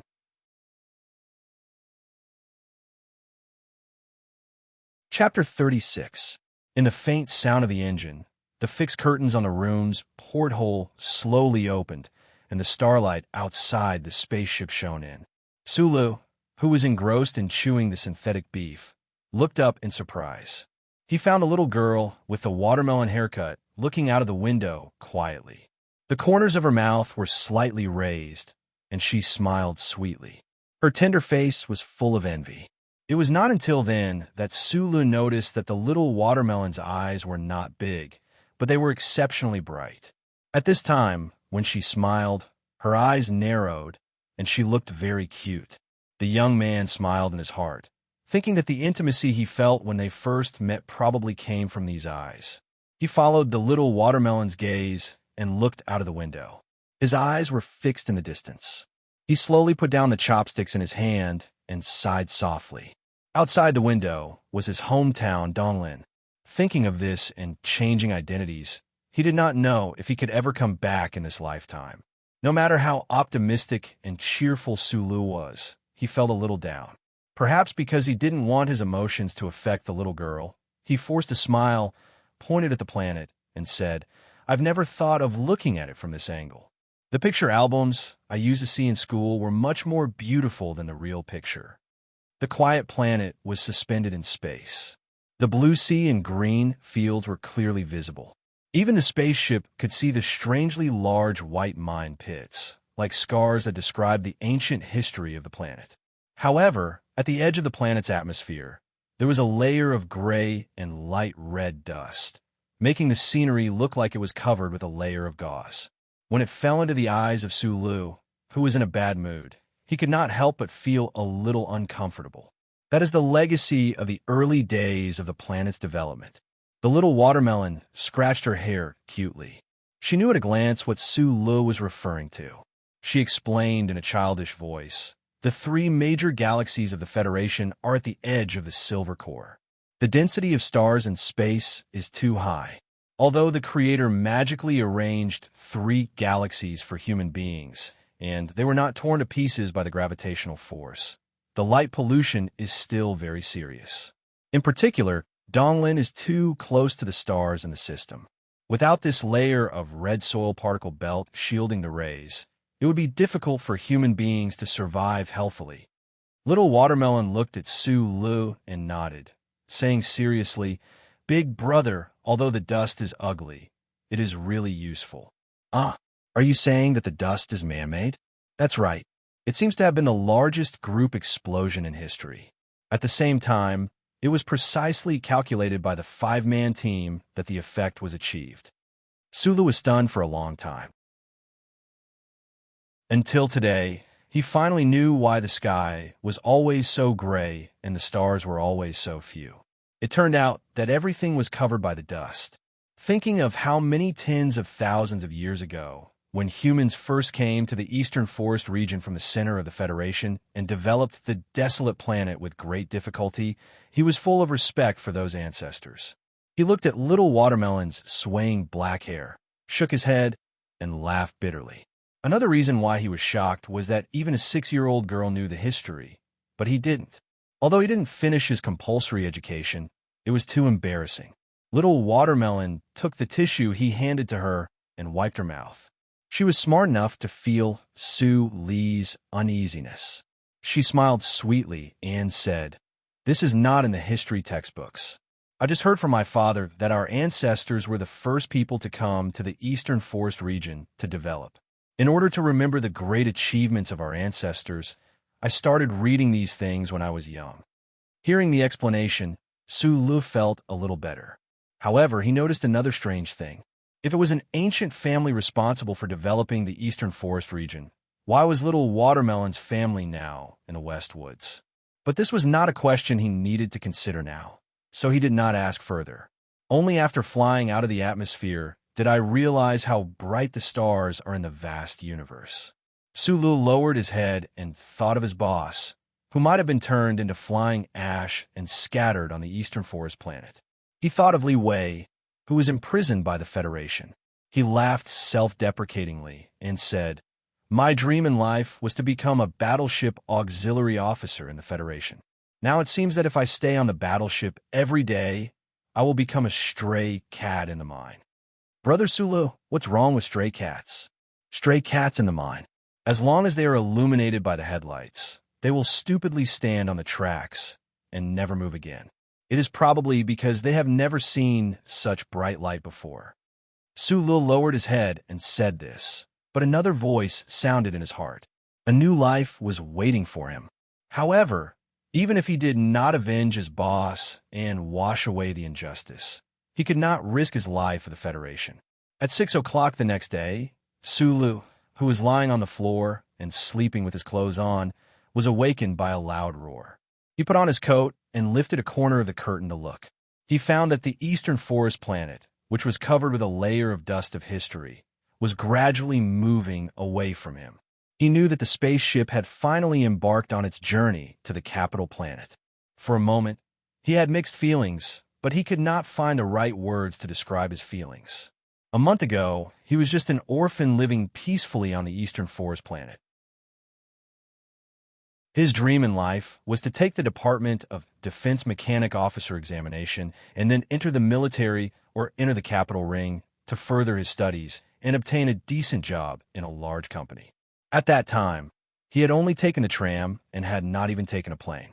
Apart from the 17 blocks in the capital of the Hushi state, he had not been anywhere else. He was a complete country bumpkin. However, a month later, he left the Hushi state and boarded a plane to another distant state, Foggy State. He even boarded the Federation's most advanced commercial spaceship and flew in space. He was about to go to the truly distant capital ring. Life's encounters were always so bizarre and unpredictable. Sulu was a little annoyed as he scratched his messy hair. When he turned around and saw the little girl sleeping soundly on the bed, his heart tightened. There was a very dramatic question waiting for him here.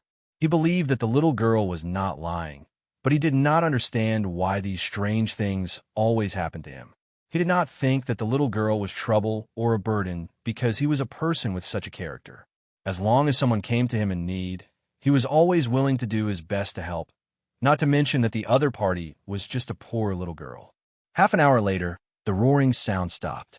In the long silence, the commercial spaceship Ancient Bell left the eastern forest planet and quietly moved into the depths of the universe like a floating bottle. Its speed was getting faster and faster, but the people on the spaceship did not feel anything. In the world of the great system, the speed of the naked eye had lost its effect. There was only a sense of loss that shrouded the huge alloy spaceship. In the next few days, Sulu maintained an absolute low profile on the spaceship. Other than going to the cafeteria to get food, he did not have much contact with the people on the spaceship. Not many people paid attention to this poor retired soldier who lived in the cleanup district. Although he kept a low profile, Sulu was still trying to find the little girl's family or something strange. However, it was to no avail. After several inquiries, he did not hear anything similar at all. Sulu didn't have a choice. He really didn't want to go against the little girl's wishes. Moreover, he had gradually gotten used to the little girl's existence in the room. Perhaps her existence could make his disguised escape journey less cold and lonely. What surprised Sulu even more was that the little girl, who was not even 6 years old, knew a lot. It seemed that her family had a good environment and had trained her to read books since she was young. Although Sulu had not been attending school for the past few years, she had still been working hard in the State University's library as per Uncle Feng's instructions. She had a wide range of knowledge and was very knowledgeable. Even so, she would sometimes be stumped by this little girl's questions. Talking, chatting, and playing games together was the best way to close the distance between people and gain trust. During the long space travel, it didn't take long for the two children to become familiar with each other. Because of the psychological needs of each other, they quickly trusted each other and relied on each other at a speed that exceeded the speed of time. Little Watermelon, you sneaked out of the room by yourself. Do you still remember where the room is? Sulu asked subconsciously one day. He did not have much hope because the ancient bell was too big. How could a 6-year-old girl remember the location? Unexpectedly, the little watermelon blinked her eyes, then raised her finger and pointed to the ceiling of the room. Sulu was stunned and only reacted after a long time. After inquiring for the past few days, he knew some things about the ancient bell. The spaceship's residential area was divided into 2 floors. Besides the upper floor of the spaceship staff, the upper floor was occupied by the big shots that no one had ever seen before. Are you sure? Sula looked into her eyes and asked. The little watermelon nodded and then said in a trembling voice, but I don't want to go back. Tell me the place and I'll check it out. The little watermelon lowered her head and hugged the doll, whispering, Brother Sulu, I only dare to take you to the place where I crawled out. Sulu, who was covered in dust, stared at the little watermelon in his hand. He could not understand how this little girl could accurately pass through the complicated air conditioning system of the spaceship and directly take him from Area 32 to a completely unfamiliar place. He patted the dust off his body and carefully pushed open the heavy cabin door in front of him. He saw a piece of military green tarpaulin. Sulu curiously lifted the tarpaulin and was surprised to see a mechanical arm facing him. The owner of the mechanical arm was a very tattered old mech. It was unknown how many years it had been left here. It was covered with dust from history. Chapter 37. Sulu cautiously reached out a finger to touch the mechanical arm that was facing him. His fingertips were immediately covered in dust, and the 3-section alloy finger at the top of the mechanical arm also showed its original color. It glowed faintly with a black light, but the black light was somewhat dim. This dust-shrouded mecha had been placed here by some unknown person for many years, like a sword quietly waiting for its owner. Although covered in dust, it was immortal. The cold sensation traveled from his fingertips to his brain, and Sulu exhaled softly, his eyes filled with suppressed excitement. This was the first time in his life that he had seen a real mecha with his own eyes, and at such a close distance too, within reach. In that instant when he touched it with his finger, he was even worried that this mecha would come to life on its own. Of course, Sulu had already seen quite a number of pictures of mecha in the related periodicals and magazines in the library. A month ago, on the treetop of the hill, he had also seen 11 of the latest model black mecha besieging Uncle Fong alone. However, in the end, it could not compare to the shock of being able to touch one right now. This was the most powerful close combat weapon of the Federation military, something that usually only existed in the fantasies of the average Federation youth. Sulu looked excitedly at this worn-out mecha, but found that this mecha was not only old, its design was also particularly clumsy. It was only because its height was almost touching the ceiling that it showed a bit of deterrence. The weapon loading system on the mecha had long been stripped away, and the connecting parts of the alloy components were also damaged.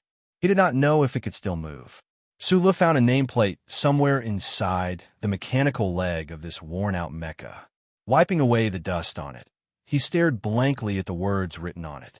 He did not understand when the Federation had produced this type of mecha. Little Watermelon, who had been quietly letting him hold her hand, also poked her little head out curiously. After a few glances, she said, Big Brother, M02. M02. The first generation of mecha from the Federation's 37th constitutional era. It was considered a semi-finished product, but the subsequent mecha designs basically followed the design of this model, including the current federal military's most advanced M52 series mecha. They could all be considered its descendants. Sulu raised his head and sighed as he looked at the shabby mecha. Who would have thought that he would actually have the chance to see such a legendary antique? It's broken. Little Watermelon noticed the excitement and eagerness in Suli's eyes, so he cautiously reminded him, I've taken it back. Sulu scratched his head and chuckled. He also felt that his impulse at this time was somewhat unreasonable. He forcibly suppressed his desire to continue watching the mecha.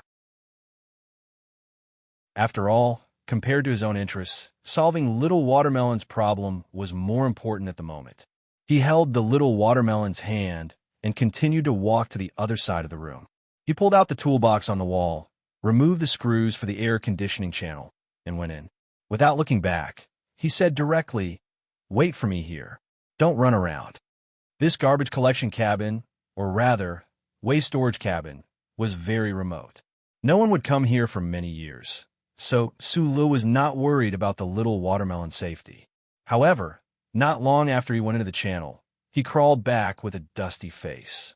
Panting, he squatted in front of the Little Watermelon and said angrily, "Why didn't you remind me? I couldn't even crawl over." Yes, although there were no monitoring electronic devices installed in the air conditioning channel, the channel itself was very small at some junctions. An adult would not be able to pass through it all. Probably only a child like the Little Watermelon could pass through these channels and freely crawl around the spaceship.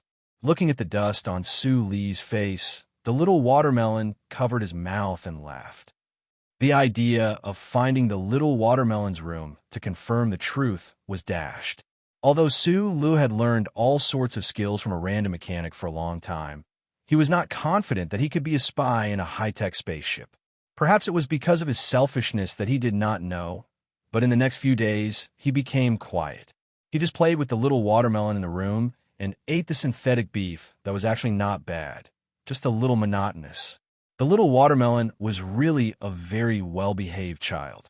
There were no children's books or even a TV in Su Li's remote and quiet room, but she was not noisy or bored. She just sat quietly on the bed and listened to Su Lu tell her a story, or she told Su Lu a story. "Little Watermelon, don't you think it's boring to stay with me?"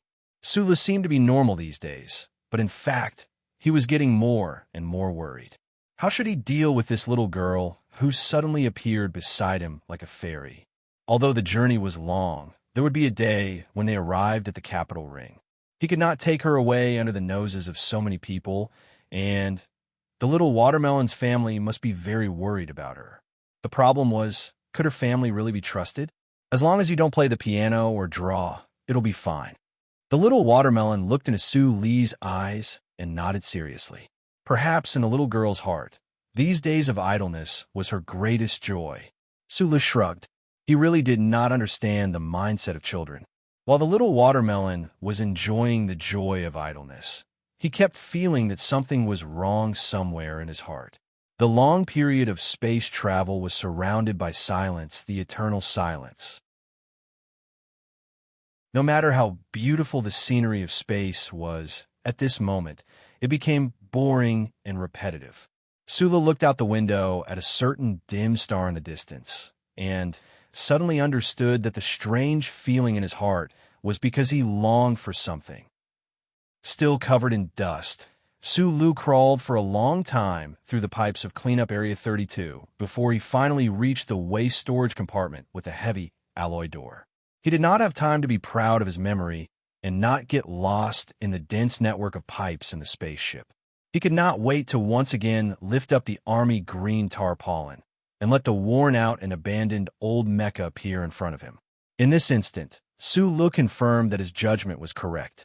These past few days, he had been longing to return here, longing to see this worn-out mecha again. At this moment, his entire body was filled with satisfaction and a faint excitement. He longed to return here and see this mecha, not because he had a strong desire to operate a mecha, although this was the desire of most of the youths in the Federation, but because he wanted to fix it.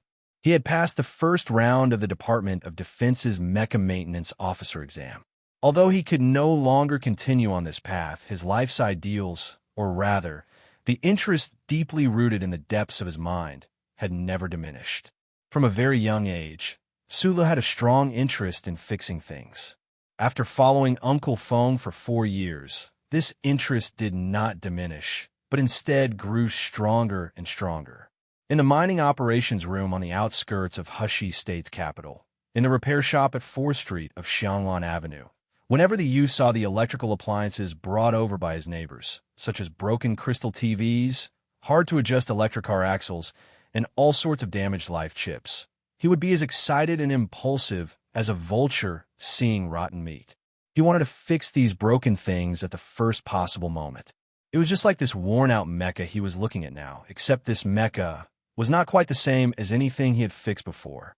Sulu was a man of action. Since he had crawled through the pipes to come here, he naturally would not leave just like that. He did not have the slightest bit of confidence that he would be able to fix this worn-out mecha to anything. In fact, he did not even know if he would be able to reconnect the 3 sections of metal, but he still began to work. Before he began, he maintained his good work habits. After rummaging through the dusty surface of the worn-out mecha for a long time, he finally found a vacuum plastic bag. He gave a low cry of surprise, confirming that it was just as the book had said. The bag contained the manual for the M02 mecha. Holding the manual, Sulu began to read with great interest, going from standing to leaning against the wall to finally sitting down. The starlight outside the spaceship did not change, and so did his gaze. He earnestly and greedily read through all the parameter values and component construction patterns, throwing himself into it. He did not know how much time had passed. Back in Donglan District, the mechanic Uncle Fong had not taught him anything about mecha. Sulu had even expressed his indignant protest and ridicule. He had painstakingly found a piece of mecha central control chip in the junkyard, but in the end, Uncle Fong had said that he did not know how to fix it. The present Su Lun naturally knew that his boss was no ordinary person, and it was impossible that he did not know anything about mecha. However, it was already impossible for him to ask his boss any more questions about the technical aspects of mecha. Thus, he could only immerse himself in the dry manual, learning endlessly. After a long time, Sulu finally put down the manual. He lowered his head and thought seriously for a long time, and then began to get up to search for the tools and materials he needed in the waste storage compartment. At the same time, he raised his head from time to time to observe where the worn-out M02 was truly damaged. His gaze swept over the mecha's shoulder and suddenly stopped at a hole in the ceiling outside the cabin door. He smiled guiltily. The little girl's head poked out of the hole, her black hair completely covered in dust. She looked very pitiful. Looking at Sulu on the ground, she said, "Big brother, I'm hungry." Sulu pushed the toolbox on the wall back to its original position, chuckling as he said, "Then I'll go get some food for the cafeteria first."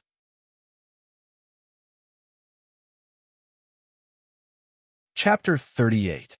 For a 6-year-old girl to be able to memorize the complicated piping lines in the spaceship compartment and not be afraid of the dark, running around with a doll in her arms, was in itself a shocking thing. However, Sulu recalled that when he was 6 years old, he had already started to run around in the dark mine tunnels with Li Wei.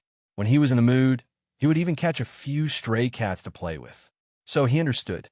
In the next few days, after eating, Sulu and Little Watermelon would sneak into the air conditioning duct from cleaning area 32. Covered in dust, they would come to the waste storage compartment. Sulu concentrated on learning the manuals, preparing the materials, and studying how to repair this big piece of broken mecha as much as possible. Meanwhile, Little Watermelon would crouch beside him with her doll in her arms, quietly watching Su Li's every move. Fortunately, Su Li's simple lounge had bathrooms and laundry facilities. Otherwise, how dirty would the 2 children be? But even though she washed diligently night after night, the color of Little Watermelon's white pajamas gradually darkened. Sulu was very interested in the broken mecha, so he could stay there for a long time. Little Watermelon followed him every day because she was interested in Su Li's focused expression. What surprised Sulu was that whenever he was in some kind of predicament or had a problem with the drawing of a blueprint, Little Watermelon would always give some seemingly childish, but in fact very creative ideas. Su Li's problem with repairing the mecha was that he was unfamiliar with the structure of the mecha itself. Although he could understand the principles and working objectives of some individual chips and linkage devices through the manuals, when it came to a large-scale biological simulation framework, he was somewhat at a loss. This was especially so for this cumbersome old mecha. He had never even seen a picture of it before. Little Watermelon, on the other hand, did not know anything about electronic repair. She just seemed to have seen countless mechas in her short 6-year-old life. Intuitively, she told Su Lu in her childish voice what this place looked like, what this place should look like, and what this place could look like. With a general view of the outer armor, he could help with the internal repair work. Su Lu was pleasantly surprised, but at the same time, he had more questions about Little Watermelon's family. In today's Federation society, general energy was still abundant, but there were not many crystal mines for interstellar travel. Although the mecha used Jingnong high-energy batteries, they were extremely expensive and consumed a lot of energy. The entire federal military now probably had no more than 400 mechas. What exactly did Little Watermelon's family do? How could a 6-year-old girl see so many mechas with her own eyes? These questions flashed through Su Li's mind. He did not think too deeply about it, because at this time, all his attention was attracted by the old mecha in front of him. He threw himself wholeheartedly into the repair work. Although it could not be said that he forgot to eat and sleep, it could be said that he had nothing else in his mind. And so, this old M02 mecha, which had been scrapped a long time ago and thrown into the junk compartment of the spaceship and long forgotten by people, once again played its role and became a toy for Su Lu and Little Watermelon. It was just that this toy was a little too big. The 3 sections of metal fingers were now connected by an alloy wire. This alloy wire had been removed from the sensor handle of an automatic walking sweeper by Su Lu. There was a big hole in the front of the mecha's armor. At this time, it was barely covered by a thick piece of metal that Su Lu did not know what it was. In fact, it was not difficult to repair the exterior of the mecha. After all, Su Lu did not want to repair this old mecha into a powerful weapon that could withstand artillery fire. The key was the chipset inside the mecha, the transmission device, and the information transmission sensor, which were particularly difficult to repair. Fortunately, there was more than one junk compartment in the ancient Bell spaceship. Su Lu was pleasantly surprised to find a lot of waste in the 3 compartments next to it. Then, he turned all of these waste metal components into the treasures he needed. The chipset was separated into 3 parts by him using alloy wires. In the absence of precision equipment, he only hoped that the chipsets would not interfere with each other. As for the damaged chips, it was impossible to repair them. As for the transmission device, Su Lu pinned his hopes of repairing it on the few or star vehicles in the junk compartment B. Although these 2 transmission devices were completely different models, some of the parts inside could still be interchanged. The most troublesome part was the mecha's signal transmission sensor. Su Lu busied himself excitedly for several days before he finally managed to pick out enough parts from the countless broken electrical appliances. He then spent even more time before he was able to put these parts together. Su Lu, who was covered in dust and engine oil, stared blankly at the tall mecha in front of him. He could not believe his eyes. He could not remember how long it took, but he still did not expect that he could actually put these messy parts together in such a simple and crude situation. Little Watermelon, whose face was covered in dust, hugged a doll and leaned on Su Li's thigh. He squinted his eyes and looked up. After a long time, he said in a childish voice, "So ugly." It was indeed ugly. At this time, the mecha that was repaired by Su Lu was even uglier than before. The paint on the surface of the mecha's body had been ruined beyond recognition. The outer armor, which had been relatively complete, had been torn apart into pieces by Su Lu. This was because those parts could not be perfectly designed into the mecha's system, and their sizes were also completely wrong. Therefore, in order to fit the transmission mechanism in, a part of the outer shell had to be broken off. At this moment, M02 was covered in oil stains and scattered circuit boards. It looked extremely pathetic. It no longer had the solemn feeling of being hidden under the dust of history, nor did it look like an antique. It looked more like a dirty and fat beggar wearing tattered clothes. It's really ugly. Su Lu reflexively rubbed his head. He raised his head to look at the mecha in front of him and said shamefully, "I don't know if it can move." Su Lu truly did not have the slightest bit of confidence in repairing a mecha. This was because this was the first time he had come into contact with this kind of thing. Moreover, He had completely used the method that his boss, Feng Yu, had taught him to repair home appliances. This sounded a little ridiculous and completely inconceivable, so he did not dare to hope that this tattered mecha could really move. Even if those 3-section alloy fingers can move a little, I'll be satisfied. Sulu looked at the mecha in front of him happily. He thought to himself that his expectations were indeed very low, but in reality, they were also very high. If he could really fix this mecha to the point where it could move, then the heavens really did not have eyes. Let's give it a try. Little Watermelon swung the hair in front of his forehead back and forth, appearing exceptionally serious. He looked at Sulu and nodded encouragingly. Big brother, maybe it really can move. There was a stable current output port in the waste storage compartment. This was something that Sulu had confirmed on the first day. After hearing Little Watermelon's words, he took a deep breath and walked to the back of the beggar mecha. He connected the cable to the current output port on the wall and then stared intently at the holographic display on the back of the mecha's waist. Only when the holographic display gradually turned red did he breathe a sigh of relief. He thought to himself that this first generation of Jingnong high-power battery was indeed worthy of being called a perfect product of legend. After more than 60 years, it was actually still usable. When the red beam rose to 1/3 of the height, Sulu stopped charging. This was for safety reasons later. After all, this tattered mecha had been left here for so many years and had been tormented by him for so long. If he started it up at full power, who knew what would happen? Although an explosion was impossible, what if it fell apart? He had encountered many accidents in a mine's operation room over the years, but today he had such a cute little girl like Little Watermelon by his side. Of course, he had to be careful. Where's the hatch switch? Although the M02 mecha's operation hatch had long been damaged, Sulu still asked. According to the instructions in the manual, the mecha's program loading button could only be activated after the hatch was opened. Little Watermelon blinked, as if recalling a certain scene. She scratched her head in distress and pointed at the protrusion below the mecha's head armor. I think it's there. Sulu was already very trusting of Little Watermelon's guidance.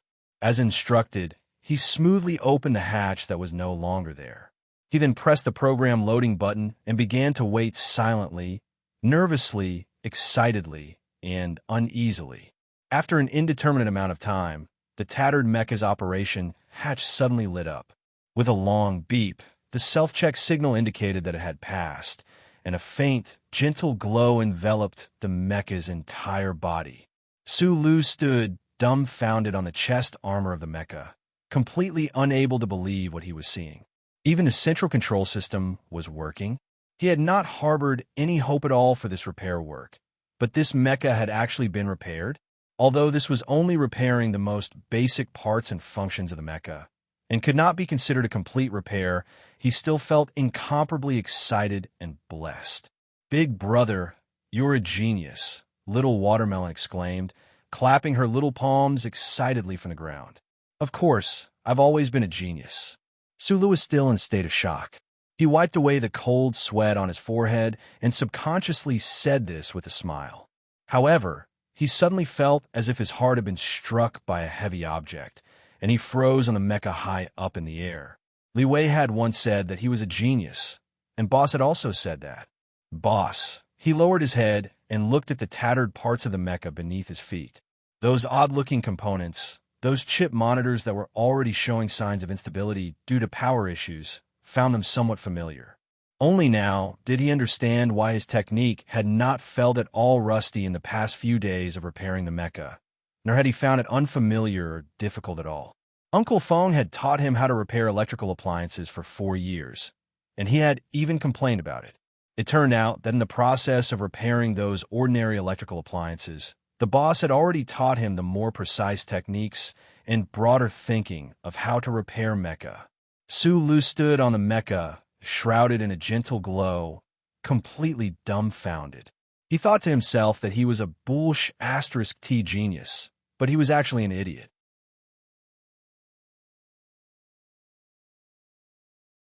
Chapter 39.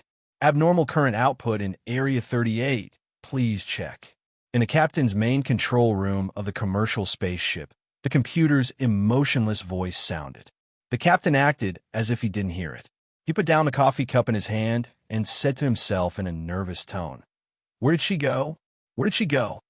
It had only been a month since the spaceship left the Donglin district. During this month, the captain, who was originally fat, had obviously lost a lot of weight. His eyes, in particular, were surrounded by dark circles. He looked extremely haggard. It seemed that the cups of coffee in his hand did not help him in the slightest. "There's an abnormality in Area 38. The spaceship's computer didn't repeat the warning. This time, it was the captain's secretary who spoke. The middle-aged man carefully looked at his boss and said, "Do you want to send an engineer to check it out?" Check my ass." The captain suddenly became furious. He jumped up like a ball and pointed at the secretary's nose and scolded, "I don't care about that damn woman in Area 38. I don't care about that damn 3721. I want everyone to go find the miss. Find the miss. We've been looking for so damn long. Why haven't we found her yet?" Obviously, this wasn't the first time the secretary had to deal with the captain's anger, so he was still calm enough. He looked down and calmly replied, "The ancient bell has a total of 42 areas. It would take a standard 5 days to search through all of them. The problem now is that we don't have enough manpower to do this. The most important thing is that the spaceship is too crowded right now, so we can't do this with great fanfare. The spaceship's central control system has been able to confirm the Miss safety these days, and she is indeed on the spaceship, so Captain, please don't worry too much." Without waiting for the captain to continue to be angry, the secretary immediately suggested, "If we request the Bureau of Proclamation to help locate her, I believe that it will take at most 3 minutes to find the Miss's whereabouts." The captain was silent.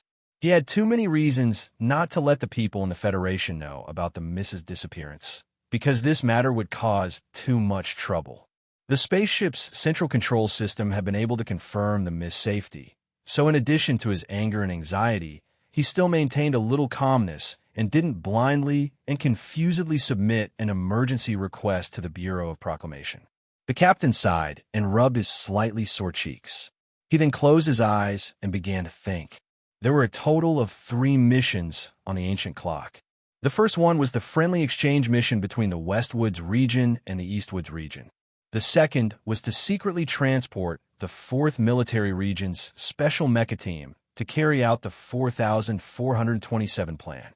The third was to send the young mistress to school on the capital planet. In the original plan, the special mecha team that carried out the second mission had another mission, which was to be responsible for the lady's safety.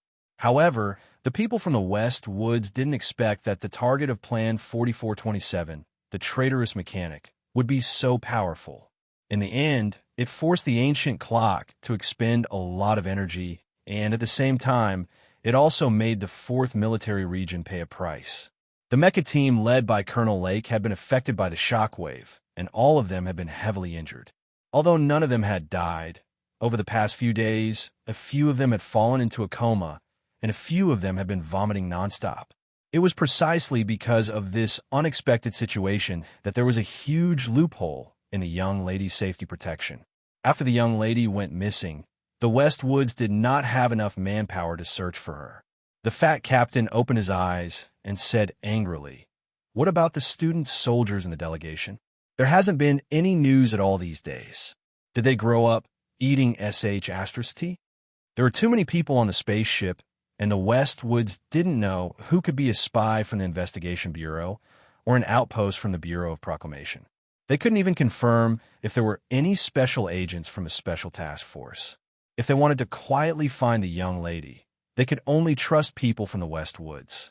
Coincidentally, in the delegation that visited the Westwoods region, there was a group of students from the Westwoods Military Academy, so this serious task was given to them. However, the surveillance footage of the day the young lady went missing had been reviewed many times. The people from the Ancient Claw Company confirmed that the young lady did not leave the 2nd floor, so the scope of the search had been limited to the upper floor. Those military academy students, who were regarded as geniuses, were like spiders with limited movement routes in a spider's web.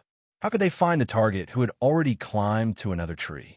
The secretary glanced at him, thinking that the captain and himself were both from the West Woods Military Academy. Those 18 or 19-year-old officers should be considered their juniors. How could he have the heart to say something like growing up eating **T?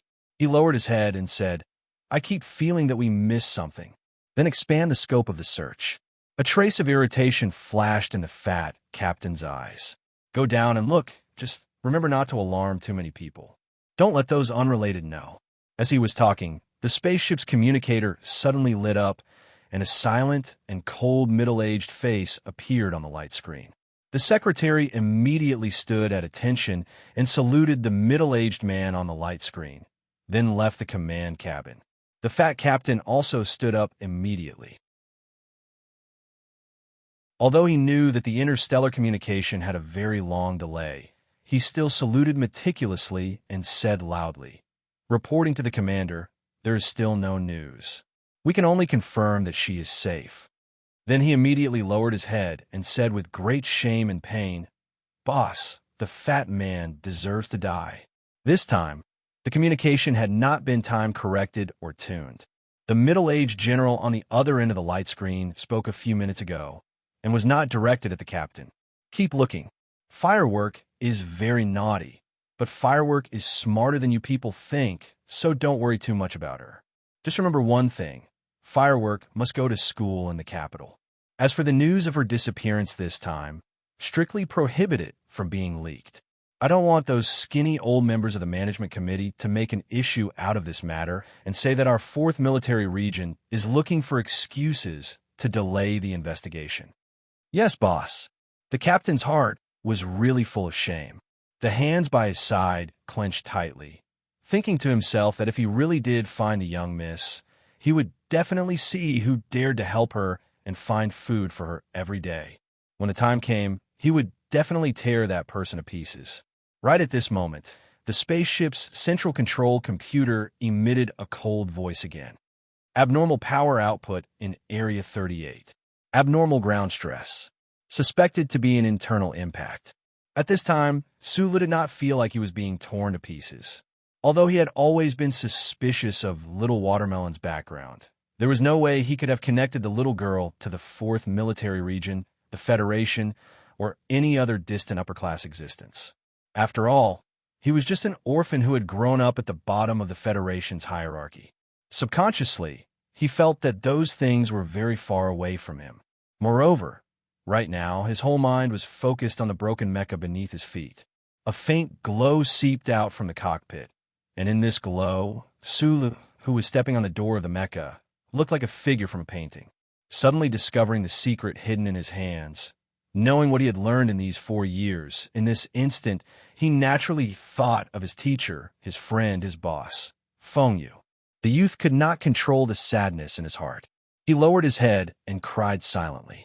His tears dripped onto the surface of the broken mecha, washing away a few traces of dust.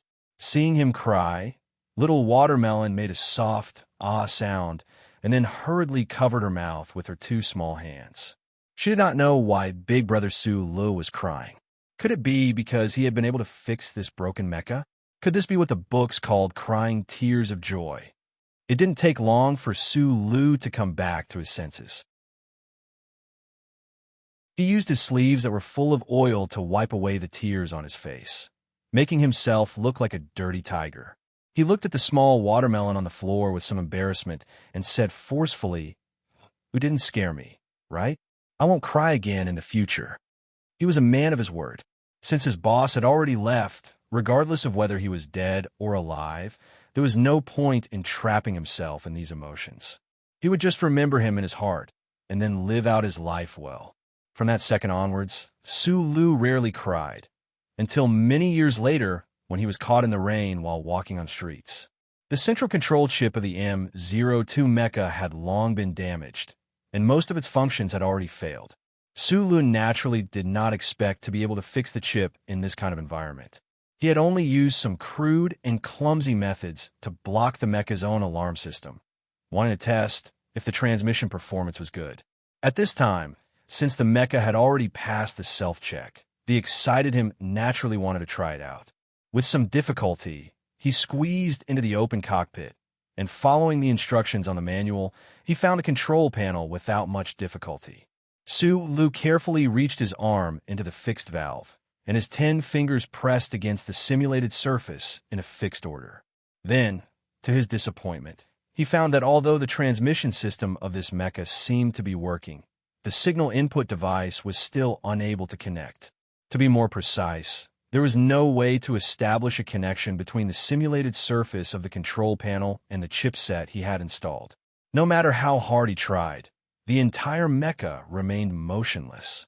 Left with no other choice, he could only switch to the simulation system, connecting the sensors directly to the surface of his skin.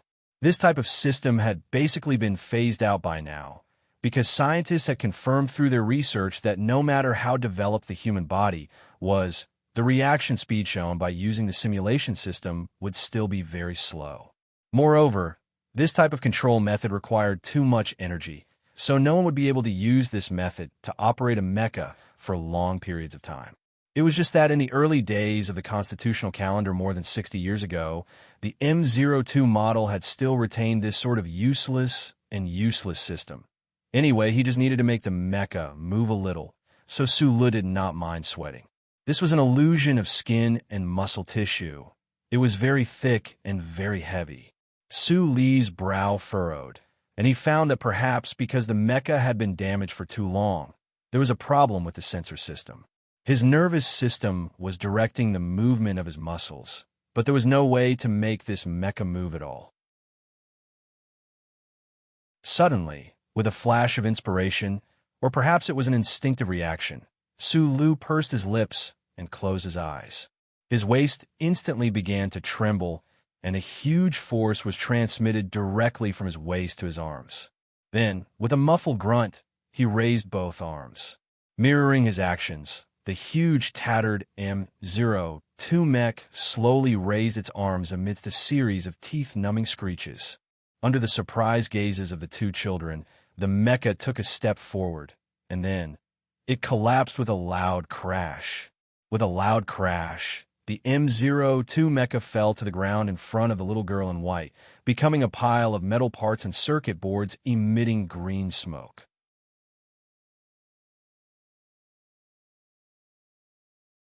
Chapter 40. A loud noise came from Area 38 at the back of the commercial spaceship Ancient Clock. After a while, the ashen-faced Su-Lu finally crawled out of the pile of metal components and electrical circuit boards. The youth stupidly stepped on a piece of the mecha's front armor and stood there in a daze for a long time. Only then did he remember to use his hands to feel around his body. After confirming that he had not been hit by the heavy mecha fragments and that there were no serious wounds on his body other than some scratches, he finally let out a sigh of relief. In an extremely ancient chronology, 60 years seemed to be a very important period of time. It was called 30 years and represented an extremely long period of time. This worn-out M02 mecha had been in this junkyard for an unknown period of time, but it had been at least 60 years since it left the factory. The damage it had suffered back then and the natural aging of the metal components had made it easy for it to fall apart. It disintegrated in an instant, but it did not turn into a two-story building debris and bury Su-Lu in it. Su-Li's face was a little pale. His hands and legs were somewhat uncoordinated as he crawled over the high and low metal components on the ground. The first thing he did was to pull out the charging plug from the wall's current output port. He then walked around the wall in a circle before he finally reached Little Watermelon. He did not even dare to look at the ground. Little Watermelon was also scared out of her wits. Her eyes were wide open as she looked at the empty space. It was as if the mecha that had suddenly collapsed in front of her was still there. Her mouth was wide open, and her expression was extremely cute. That dirty doll also fell from her hands onto the floor. Su-Lu hugged the little girl in his arms and comforted her. Only then did he manage to coax her back to her senses. Su-Lu turned around and looked at the mecha fragments on the ground. There were actually quite a few sharp metal sections. His heart was still beating fast as he said in a hoarse voice, D**M*, this is too weak. A mecha whose main components were all made up of anti-fatigue alloys. Although it had survived for 60 years and suffered fatal damage, it should not have been so weak. Su Li's complaints were clearly not in the right place. Up until now, he still did not know that it was his method of operating his mecha that had caused this dangerous outcome. That strange tremor that had originated from his waist and spread to his limbs had been magnified by sensors to the transmission system of the mecha, and then magnified accordingly, causing the old mecha to be unable to withstand such strong vibrations. Moreover, the young man's repair work over the past few days had damaged the connection strength of the mecha's body a second time, resulting in the shocking scene of the mecha disintegrating in one step earlier. Putting aside the real reason for the mecha's disintegration, when little Watermelon heard Su Li's strange words, she felt that it was very fresh and very amusing. She giggled, and there was no longer any trace of fear on the little girl's face. Su Li scratched his head and smiled bitterly. He carried the small watermelon and walked towards the air conditioning channel outside the cabin. Although he did not know that the people on the spaceship had decided to search the lower level, he knew that the loud noise from before would definitely alert many people to come and investigate. Crawling through the stuffy darkness of the slender channel, Su Li's hand would occasionally nudge the small watermelon's delicate white shoes. His mood was unusually relaxed, without a trace of regret. That M02 he had repaired with his own hands had only taken the first historic step before disintegrating. He might never be able to enter that abandoned storage pod again, but he had finally gotten close to a mecha for the first time and had even repaired a mecha with his own hands, even if it had not been a success. The youth had no plans to become a mecha warrior. To him, this old and broken mecha was just an unusually rare experimental material. Thus, he could only sigh, admitting that it was indeed very foolish of him to dream of repairing an intricate mecha in such a simple and crude environment, using those scraped-together materials from all over the place. These past 4 years, Feng Yu's teachings by example had always played a role in areas that Su Li was well aware of. Mecha mechanics had always been dismissive of the mecha worshipped by little boys. They believed that in modern warfare, mecha were such high-energy and low-energy close combat weapons and were really useless. Just a random group of cannons would be enough to burn these expensive diamonds into black charcoal. Other than those large-scale leaping special forces operations, mecha were just decorations. Although in these past few years, Su Li had never admitted this in front of Uncle Feng, he had subconsciously accepted this concept. Except, mecha were really cool. Half a minute after the ceiling panel on the ceiling had been replaced, a flurry of noisy and frantic footsteps arrived at Area 38 behind the spaceship. The sound of cabin doors opening rang out one after another. Finally, the storage compartment that stored the old mecha and even more abandoned metal parts was opened. More than 10 young men wearing light brown officer uniforms hurried in. With one glance, they discovered that the loud noise had come from here, and also discovered the strangeness of this room. The gloomy-faced captain and his personal secretary parted the crowd and walked in. The captain walked to the mecha fragments strewn all over the floor, and with his hands behind his back, swept a few glances over them. Then he walked to the other side of the crowd, bent down with some difficulty, and picked up the dirty doll on the floor. Miss was here just now. The captain's expression was even more gloomy than before. The secretary glanced at him and lowered his head. He did not blame his superior at this inappropriate time, nor did he pay attention to the abnormal current output alarm of the central control computer just now. The plump captain walked around the mecha fragments with his fat body, picking up a metal plate or a circuit board that was still smoking from time to time. His expression grew heavier and heavier, and without turning his head, he ordered, "The search direction is on the next floor. Focus on Area 33 to Area 42. Pull up all the videos from the past few days, see which areas the pipes here lead to, and find the most suspicious ones."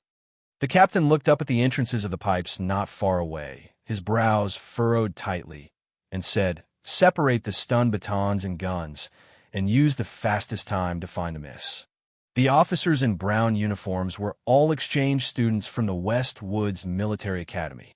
To To be able to represent the first-rate West Woods Military Academy on a visit to Donglin, they were naturally the best of the best in the academy, and were also the focus of the 4th Military Region's training. After hearing this, they very sensitively sensed the strangeness. Just looking for a 6-year-old girl, did they need to take the risk of equipping the ship with guns? But none of them dared to have the slightest doubt about the captain's orders. They just suppressed their excitement and uneasiness, looked at each other, and walked out of the cabin door to begin preparing for the search. "Why do you need guns?" The secretary walked to the captain's side and asked in a low voice. He knew that the captain must have discovered something very important, otherwise he would not be so nervous. The captain's gaze lowered, staring at the mecha fragments and some strange components on the floor, and said, "This broken mecha has been here for so many years. I've forgotten. That person actually tried to repair it. Mineral Star walking car, self-propelled cannon, and even a F*King self-propelled sweeper." The captain's tone was full of anger and mockery, but more than that, it was a feeling of absurdity. He actually wanted to use these things to repair a mecha? If this person dares to have such an idea, then he is either a genius or a madman. Maybe that person is a madman deep down, but this mecha clearly moved and then fell apart. Although he failed, you have to admit that he is a genius. The captain's eyes stared at the secretary like an eagle. A crazy genius is kidnapping our miss right now. Not to mention guns, even if you want me to connect to the central computer of the Bureau of Proclamation right now, I am willing. Although the juniors in the military academy grew up eating shit, I still trust their abilities. I don't think they are stupid enough to shoot around without looking at the environment. The captain's eyes gradually became anxious. "I'm just thinking, who is the person who can kidnap the miss right under our noses? Is it a spy from the Empire or someone from the anti-government army?" The anti-government army has been disbanded for many years. They have been non-violent and non-cooperative all these years, so it shouldn't be them. The secretary was worried, but still eliminated the target. The captain said sternly, "Have you been brainwashed by those people? How could someone from the Empire get on our Westwoods ship? How would those refugees from Bermuda dare to enter the territory of the Federation? Other than the anti-government army, who else would keep provoking the relationship between the 4th Military Region and the Federation?" It turned out that the fat captain's worrisome judgment was a misunderstanding or a mistake. A person's vision always had blind spots, and a search job would also have blind spots. That was why the people on the ancient clock couldn't find the little girl for so many days. Once they readjusted the correct direction, with the help of the powerful computer, it only took the staff 3 minutes to find the suspicious point in the video. A picture taken through the surveillance camera was enlarged and sent to the captain.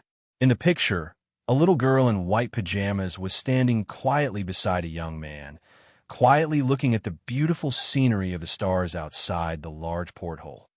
This was the day before we left the Eastwoods region, and also the day the miss went missing. The captain's expression eased a little because in the video, the staff did not find any trace of the miss being held hostage. "Find this young man, find the miss."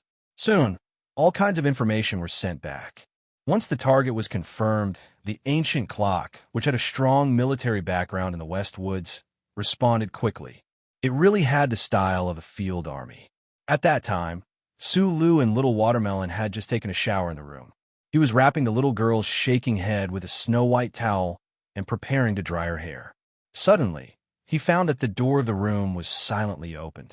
More than a dozen black and extremely cold muzzles were pointed at his head.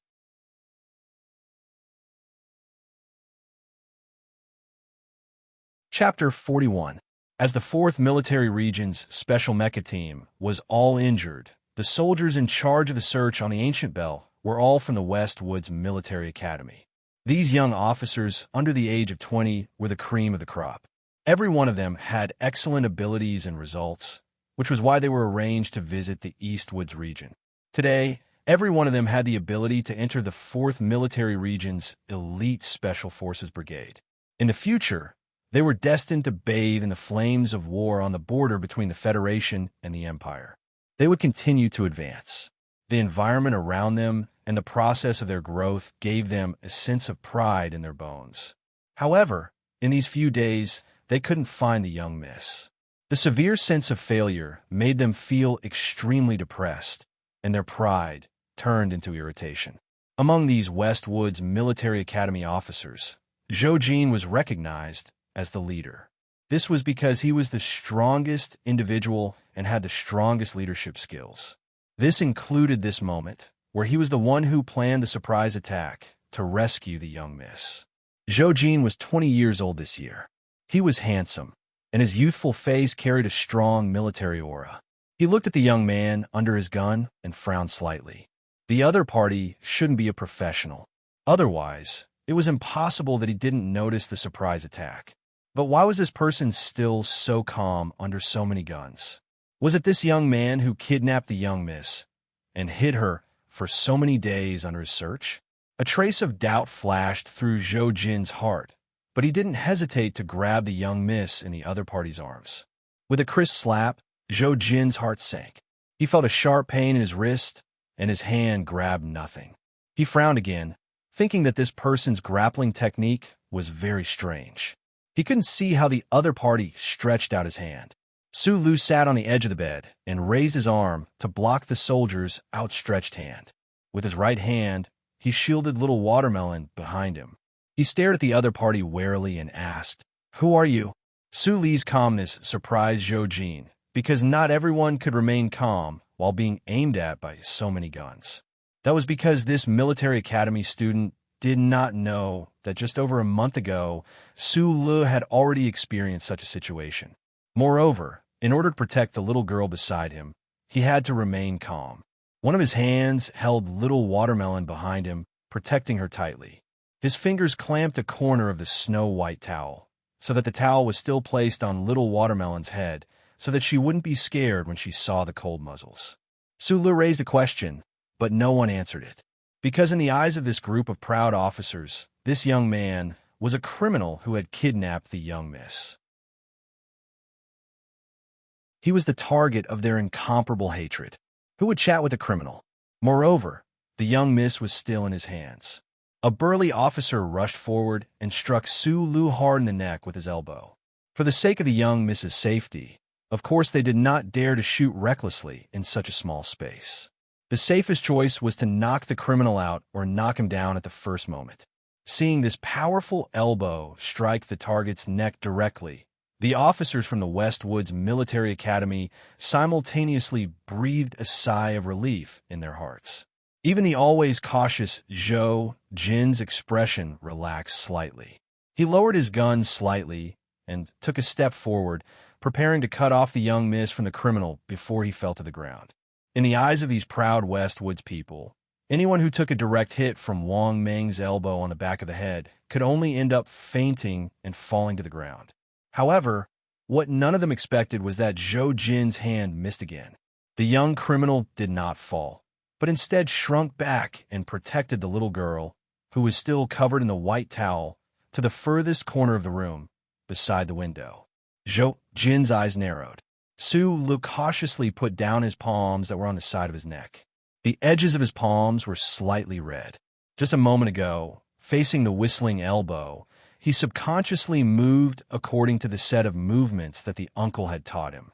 His body's natural reaction allowed his palms to enter the area faster than the opponent, and the palm that passed through his armpit cleverly neutralized the huge force. However, the current situation did not change at all. With so many guns aimed at him, Lu did not dare to make any sudden movements, nor did he dare to try to break out of the encirclement. He could only carefully protect little watermelon behind him. He felt that this situation was a little strange and tried to explain something. If the other party was really one of those bad guys little watermelon had described, then what to do was something that needed to be considered later. However, the officers from the Westwoods Military Academy, who were already in a frenzy, did not give Lu any chance to explain. In the shortest amount of time possible, they confirmed that Lu did not carry any weapons. Following Jin's dark and angry voice, 4 military academy students pounced at the same time. Under the suppression of the guns, Lu was knocked to the ground. Earlier, He had clearly heard the words of the soldier who seemed to be the leader and did not dare to take the risk. Countless fists landed on his body at the same time. The immense pain made his body curl up. Little Watermelon, who was covered in a white towel, was also snatched away by the other military academy students at the first instance and distanced herself from him. Right at this moment, a cold voice came from outside the room. Beat him up for interrogation first. Beat him until even his mother can't recognize him. The fat captain walked in with a gloomy expression. Seeing the figure of the little girl safely protected by the military academy students, he breathed a sigh of relief. He anxiously went to the little girl's side to confirm that she had not suffered any injuries. "Don't hit Big Brother." Little Watermelon's shrill voice rang out through the white towel. Her crisp, childish voice was particularly piercing due to her anger. She immediately lifted the white towel on her head and glared angrily at the soldiers who had pinned Sulu to the floor. The room suddenly became quiet. The white towel was flipped up in the air, revealing the little girl's tender face and her swaying black hair. "Miss, The fat captain picked up the little girl and prepared to take her away from this place, lest the little girl's clean eyes be sullied by the interrogation later. He did not expect that after the little Watermelon was held in his arms, she would suddenly struggle. She screamed and scratched everywhere with her 2 hands. She was as violent as a little tiger. She scratched the fat captain's face until there were streaks of blood. She screamed out loud, "Let go of Big Brother." "Name." After a slight hesitation, Sulu, who was sitting by the bed, wiped the blood from the corner of his mouth and replied, "Sulu." "Place of origin?" "Work." "You're actually a retired soldier." The fat captain raised his wrist and waited for the contents of the information confirmation. He looked up, looked at Sulu, and said, "According to the Federation's regulations on spaceship management, I have the right to exercise limited law enforcement authority on this spaceship. I will arrest you for kidnapping a child." The crime of kidnapping a child was a felony in the Federation. It was punishable by more than 7 years of imprisonment, up to the death penalty. Sulu licked the crack on his lips, looked up, and stared at the fat captain. Looking at the blood on his face, he said mockingly, "I want to see your work permit. I also want to see the management power of the little Watermelon. Zhonghuian's parents. I'm a retired soldier. I don't have any law enforcement authority, but I have reason to suspect that you tried to kidnap a girl. Unless you kill me, I will report you to the police after we get off the ship." The captain looked at Sulu as if he was looking at a monster. After a long silence, he suddenly laughed. "Are you joking?" "I'm not joking. If you can't produce her family's management power of attorney, I have the right to suspect you." Sulu felt a little sweetness on his tongue. Only then did he realize how ruthless the soldiers were. "Okay, I can give you all of this, but how do you explain your behavior for so many days? Even if you accidentally ran into the little miss, don't you know that this kind of thing should be left to the staff to deal with, and not you hiding her yourself?" The fat captain interlaced his fingers and said slowly. In fact, while his heart was relaxed, he also felt that this matter was too absurd. After the little Watermelon's desperate resistance, the people in the field finally understood what happened after the little miss disappeared. The people in the West Woods naturally understood that the young man, who they initially regarded as a spy against the government or a criminal who kidnapped a child, was actually just a pitiful person who had suffered an undeserved disaster. For some unspeakable reason, the captain did not intend to let Sulu go just like that. He still looked at the young man coldly and kept putting pressure on him. However, Sulu did not seem to feel the pressure and said calmly, "The little miss said that there are bad people in her family who want to take her away from her hometown and never let her see her parents again." At this time, the management power of attorney was finally faxed to the ancient bell from the distant West Woods. At the same time, the spaceship also confirmed the identity of the chip behind Su-Li's neck. The captain handed 2 pieces of paper to Sulu and said mockingly, "You're not young anymore. How can you be so naive to believe the words of a little girl who ran away from home?" Sulu flipped a few pages and thought of the suspicious points that the little Watermelon showed during this period. He knew that the fat captain was not lying. The little watermelon's family did want to send her to school in the capital ring, and the little watermelon might have misunderstood something. After hearing the captain's mocking words, Sulu did not raise his head and said directly, "Why can't I believe her? I've always been willing to believe in people and help them, even if she's only 6 years old. So you're a hothead with a strong sense of justice." The captain was slightly stunned and stood up to mock him.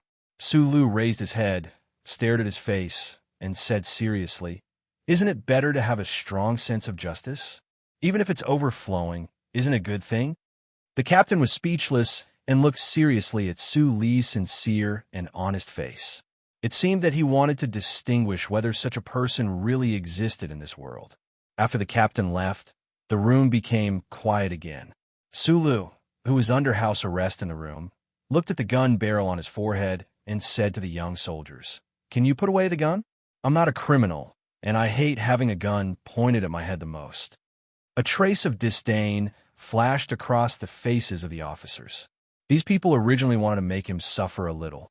At this time, when they heard Sulu's words, they used their ice-cold gun barrels to poke his temples. Sulu felt a burst of pain, and he couldn't help but raise his head to look at the other party.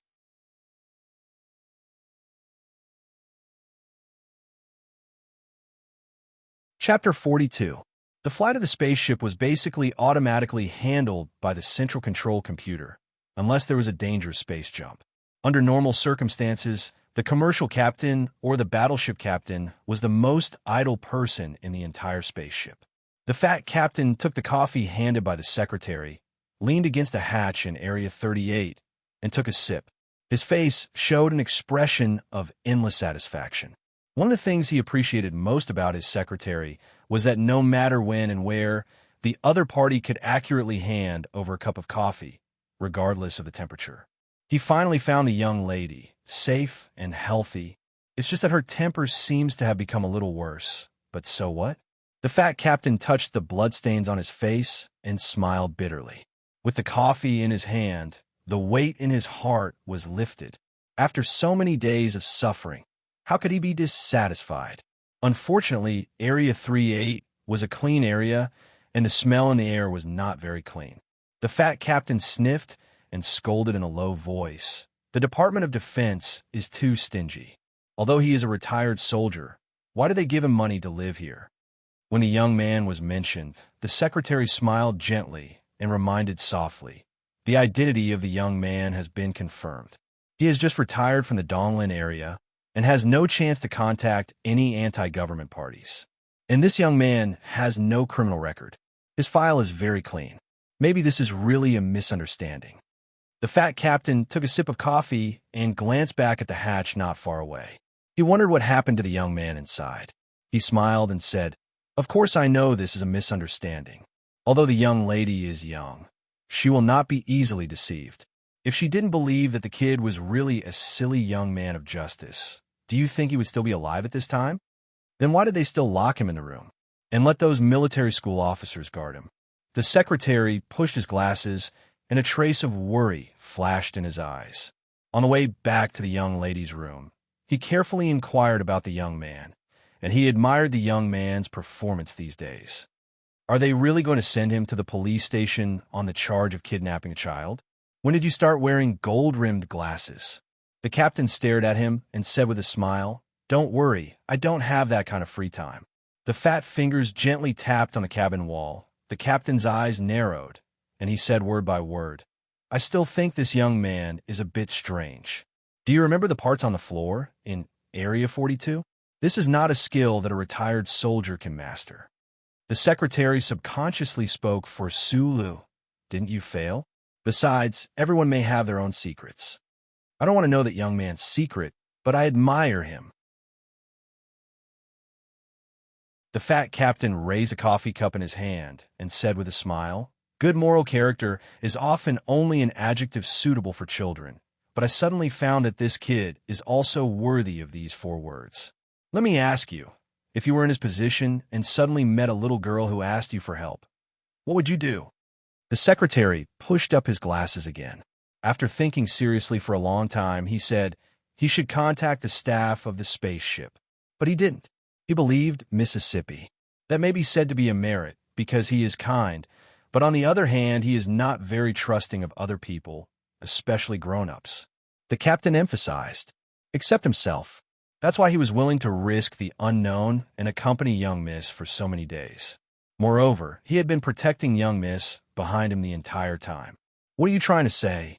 The secretary found that he could not keep up with the captain's thoughts. I value this young man very much. I can tell you one thing. An hour ago, after the commander learned about this young man, he was also very interested in him. You can use the word value. The captain said with a smile, capable, moral, and responsible.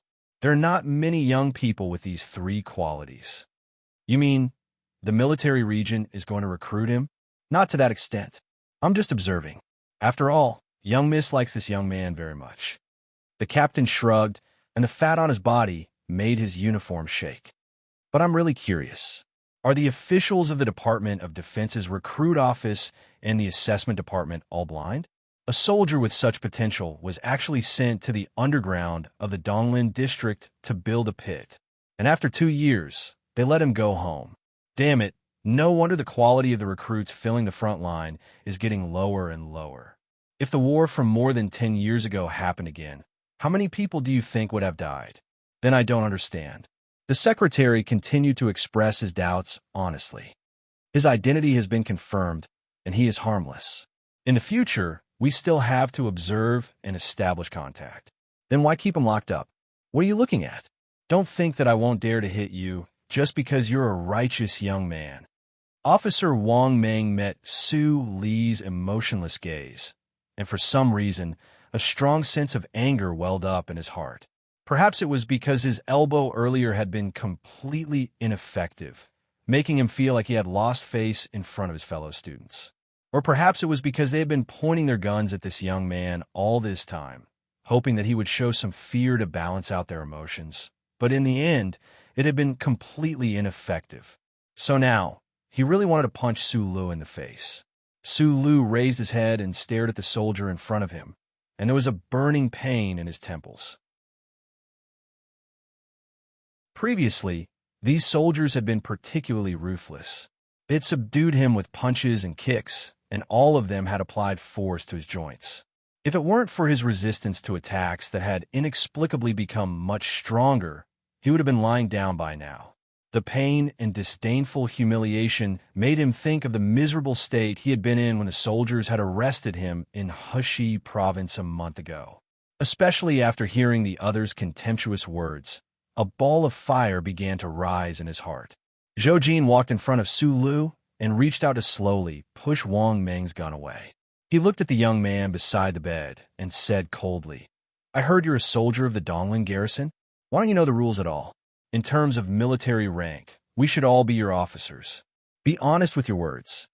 Su Lu ignored this handsome young sergeant. He only narrowed his eyes and thought that if he had passed the second round of the Department of Defense's Mecha Maintenance Officer exam, he should have chosen to study in one of the 3 major military academies or the Westwoods Military Academy. Perhaps he would have become colleagues with these young and proud people in front of him. Seeing that Su Lu was ignoring him, Zhou Jin narrowed his eyes and said, You're not happy that we caught you? Su Lu broke the silence and said, I'll say it again. I'm not a criminal, and I don't want to run. I'm just not used to having a gun pointed at my head. You think this is very humiliating? Zhou Jin said with a smile, but there was a trace of anger in his voice. You kidnapped the miss. Do you know how many days you've humiliated us? We just want to humiliate you. What can you do about it? He lowered his head and gently patted Su Li's face, making loud, slapping sounds. What he said was actually the thoughts of the West Woods Military Academy officers in the room. Su Li lowered his head and said, I can't do anything about it. A bunch of men who only know how to show off the guns in their hands. Maybe you've all forgotten how to use your own guns.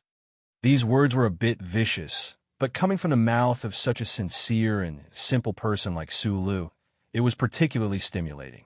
The expressions of the West Woods Military Academy officers in the room suddenly changed, and they silently put their guns back into their holsters. In fact, They all now knew that this young man was not the criminal who kidnapped the miss. The reason they had been holding their guns just now was to scare the other party. Now that they wanted to teach the other party a lesson in private, they naturally had to put away their guns. Zhou Jin stared into Su Li's eyes and said, "I could see just now that you seem to be very good at fighting. Then I'll teach you what real military combat skills should be like. Remember, when you're in pain, don't cry for your mommy." Without warning, a headbutt directly interrupted Zhou Jin's verbal attack. Su Lu was used to setting off in silence, especially when facing a soldier from the Westwoods. He had a strong desire to beat the other party up, not to mention that the other party had mentioned crying for his mommy. He lowered his head fiercely and directly hit the bridge of the other party's nose. Blood spurted out of the handsome officer's nostrils. At the same time, Su Lu bounced up from the side of the bed and pressed his upper body down, passing under the other party's armpit. His right arm, however, smashed backwards like steel and hit the other party's neck hard. With a muffled thud, one of the most outstanding officers from the Westwoods Military Academy was hit hard by Su Lu and fell to the ground, unable to sit up again. Su Lu did not stop there.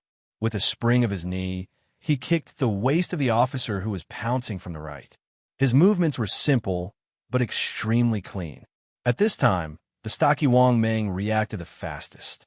With a wild howl, he pounced over, but his body remained taut without any openings, fully displaying the qualities of an outstanding military academy officer. Su Lu was not afraid at all. With the tips of his feet on the ground, he skillfully displayed the set of moves that he had practiced for 4 years, easily dodging the fist that was coming at him. He grabbed the cartilage of the other party's wrist and twisted it forcefully. At the same time, his right elbow brushed past the other party's shoulder like lightning and hit the other party's temple. Just like that, Wang Ming's burly body fainted and fell to the ground with a loud thud.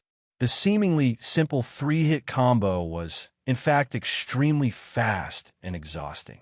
Su Lu panted a few times and spread his fingers apart, maintaining a distance of 30 centimeters from the top to the bottom. He guarded in front of his body, ready to attack and defend. He vigilantly looked at the Westwoods soldiers who were still standing in the room.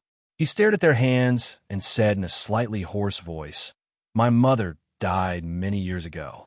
I really want to know, if you don't use a gun, who would be the one calling for her mother?" Looking at the bloodstains on the floor and listening to the moans, Su Li's gloomy mood finally dissipated a little.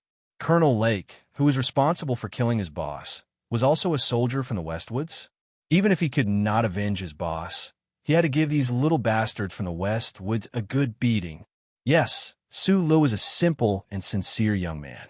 Sometimes he would forget that on that night many years ago, he had personally used half of a sharp hydraulic pipe to kill a gang leader. But being simple did not mean that he had no guts, and being sincere did not mean that he was willing to be humiliated by others. He was also not a pedantic and simple-minded person. When faced with people or things that he hated, he naturally had a flexible way of dealing with them. When faced with people who looked down on him, under this simple and honest shell, there was actually a young man's competitiveness and valiance.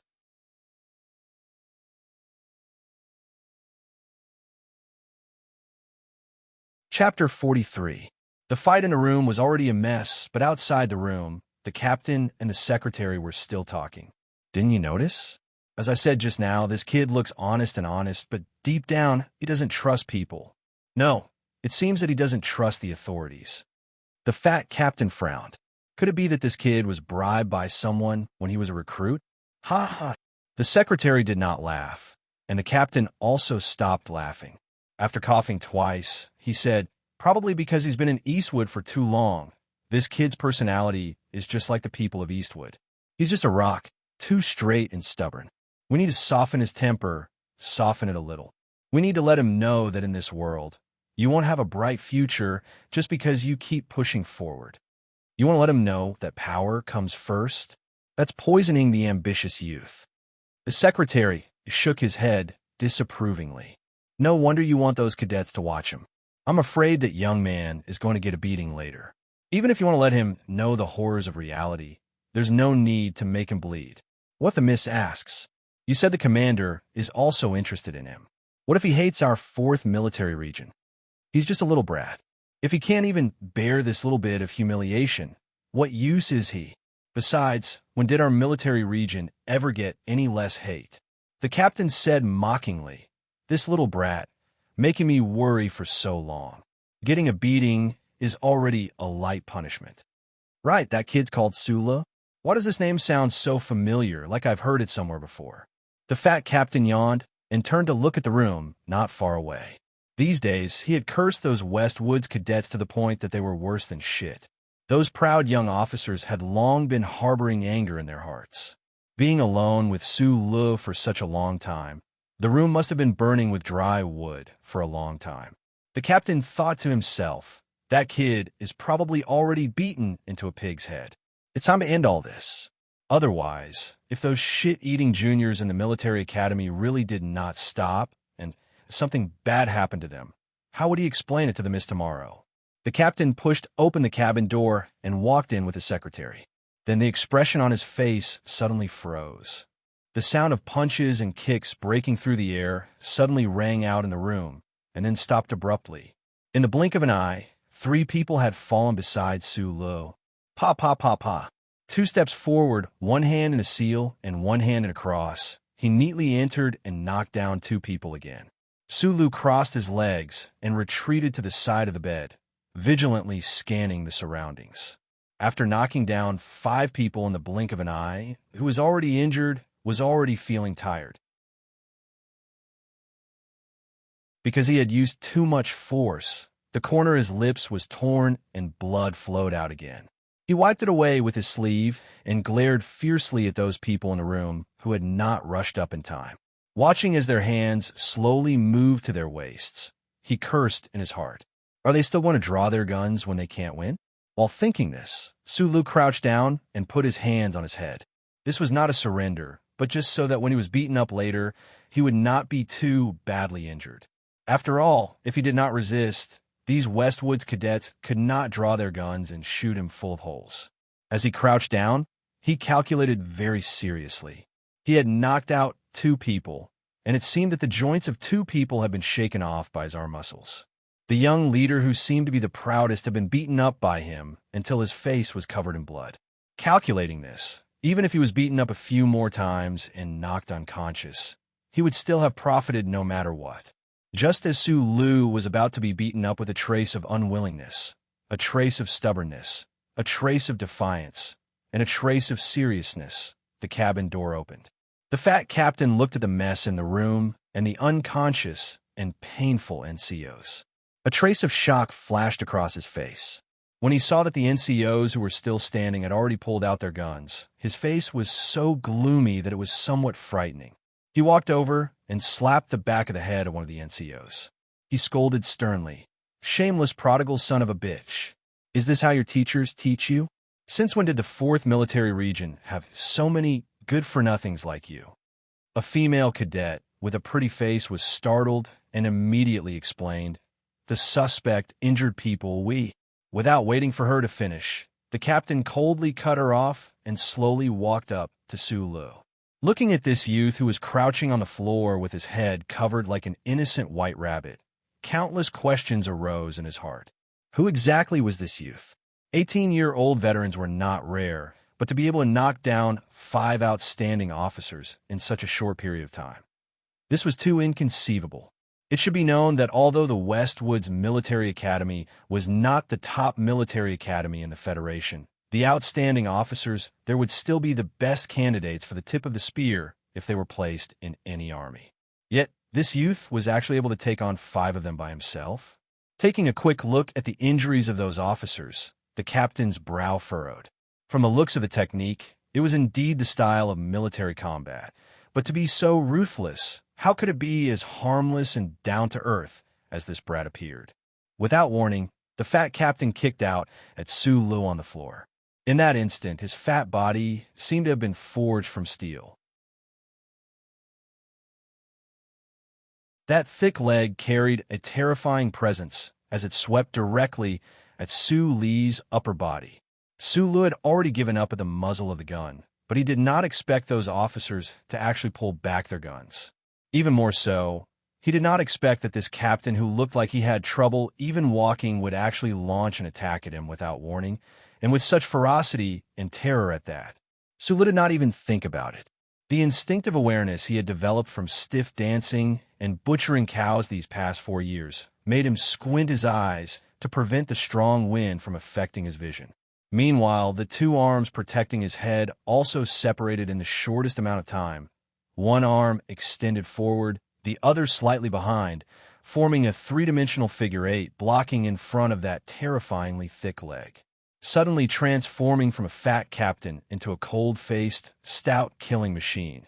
The leg that suddenly arrived vibrated with a terrifying whistling sound. Carrying a shocking strength, it very easily broke through the arm that Su Lu had barely blocked in front of him. With a speed that could not be seen clearly by the naked eye, it swept towards the last arm that Su Lu had protected in front of his face. In a series of afterimages, apart from the captain and Su Lu, no one else could have noticed that terrifyingly thick leg. After easily breaking through Su Li's first arm, its speed had decreased slightly, but its strength was still terrifying to the extreme. His fingers touched the wind in the air and the texture of the fabric of the trousers. With his head lowered, Su Li's knuckles turned white. With a shake of his wrist, he grabbed downwards, intending to grab the opponent's ankle and use his fingers to pinch into the tendons to make the opponent lose his strength. However, this was ultimately just an extravagant hope. The strength of the fat captain's terrifying leg was too great. In that instant, Su Lu felt a numbing pain in his fingertips, which then dissipated. He could no longer hold on and could only sorrowfully wait for the result of being swept by this thick leg. Instinct, as usual, had become an instinctive reaction from familiarity.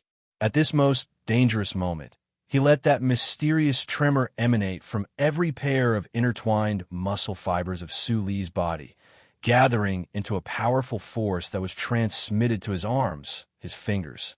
However, at the same time, rationality, the mechanic Feng you most admired his calmness took effect. He gave up on the tremors in his body and released his strength, allowing the captain's thick leg to sweep over him. Knocking down these military academy students could still be said to be due to his amazing ability. If he had used his combat ability to block this terrifying leg, it could also be said that he had an excuse. However, Su Lu did not dare to let outsiders discover that mysterious force in his body. As for what that tremor was all about, he did not know. However, he knew that if anyone with ulterior motives discovered that the tremor in his body had anything to do with Uncle Feng, then what awaited him would definitely be the Federation's all-out investigation. His disguise would definitely be exposed. In this lightning-fast exchange of blows, there was no room for any hesitation or giving up. Su Lu swayed in that instant, and the captain's fierce and tyrannical leg sweep landed squarely on his chest. That tremendous force was not something he could block with just his two arms. After a muffled thud, Su Lu fell heavily onto the bed. He grunted in pain, but a trace of doubt flashed through his eyes. The fat captain's leg was still maintained 30 degrees downward. It did not move at all, as if it was made of steel. It was so stable that it was frightening. His leg was not a full sweep. Otherwise, that powerful force would have been enough to kick Su Lu until he vomited blood and fainted. After a moment of silence, the fat captain frowned. He slowly retracted his right leg and walked out of the room without looking back. That kid's skill is not bad, but it's a pity that he's not that kind of genius. The fat captain walked lazily in the corridor. There seemed to be some regret in his tone. This comment seemed to be very ordinary, but the secretary who had been following beside him was shocked. He knew very well that the captain he served looked like an ordinary fat man, but in reality, he was the strongest Special Forces soldier in the 4th Military Region. He was not a special mecha team member like Lake and the others. He was the real ace of the military region and was deeply trusted by the commander. Otherwise, the military region would not have handed over the ancient bell to him to manage, and would not have let the captain send the young miss to school on the capital planet without worry. For example, the secretary knew very well that the captain could have let this kick hit Su Li's chest and retreated after using 30% of his strength. If he had really used his full strength, that young man would definitely have his bones broken and his life lost. Such an unfathomable captain actually judged that kid's skill level to be not bad.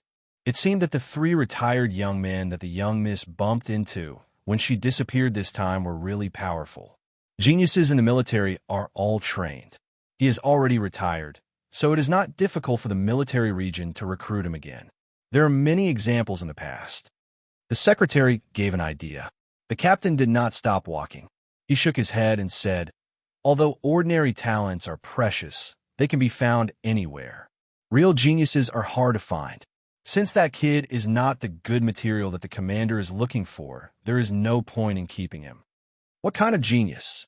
The secretary did not understand. The kind from old Li's family. The captain smiled bitterly. The geniuses of the Federation who cultivate seem to be in his family. The secretary smiled and said, "Of course. His old man is that one." The next day, Sulu cleaned himself up and put on his white clothes. Under the guidance of the staff, he came to the upper floor of the antique bell. He didn't know what was waiting for him, but he reminded himself that the capital was not far away, so he should keep a low profile.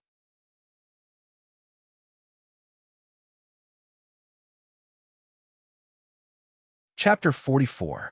Sulu sat on one side of the long table in the restaurant's private room. He looked at the snow-white tablecloth that stretched out like a carpet in front of him and lowered his head slightly.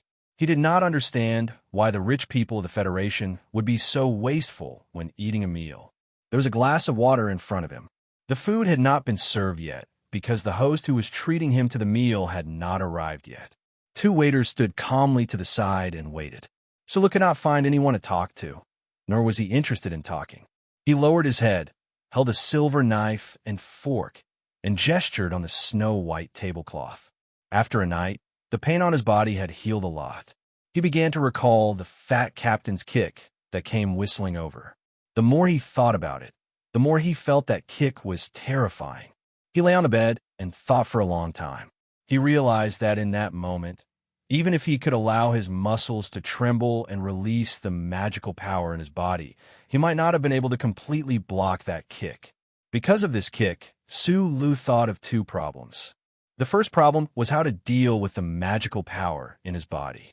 Once he used all his strength, he could break the special military plastic handcuffs. This was not something an ordinary person could do.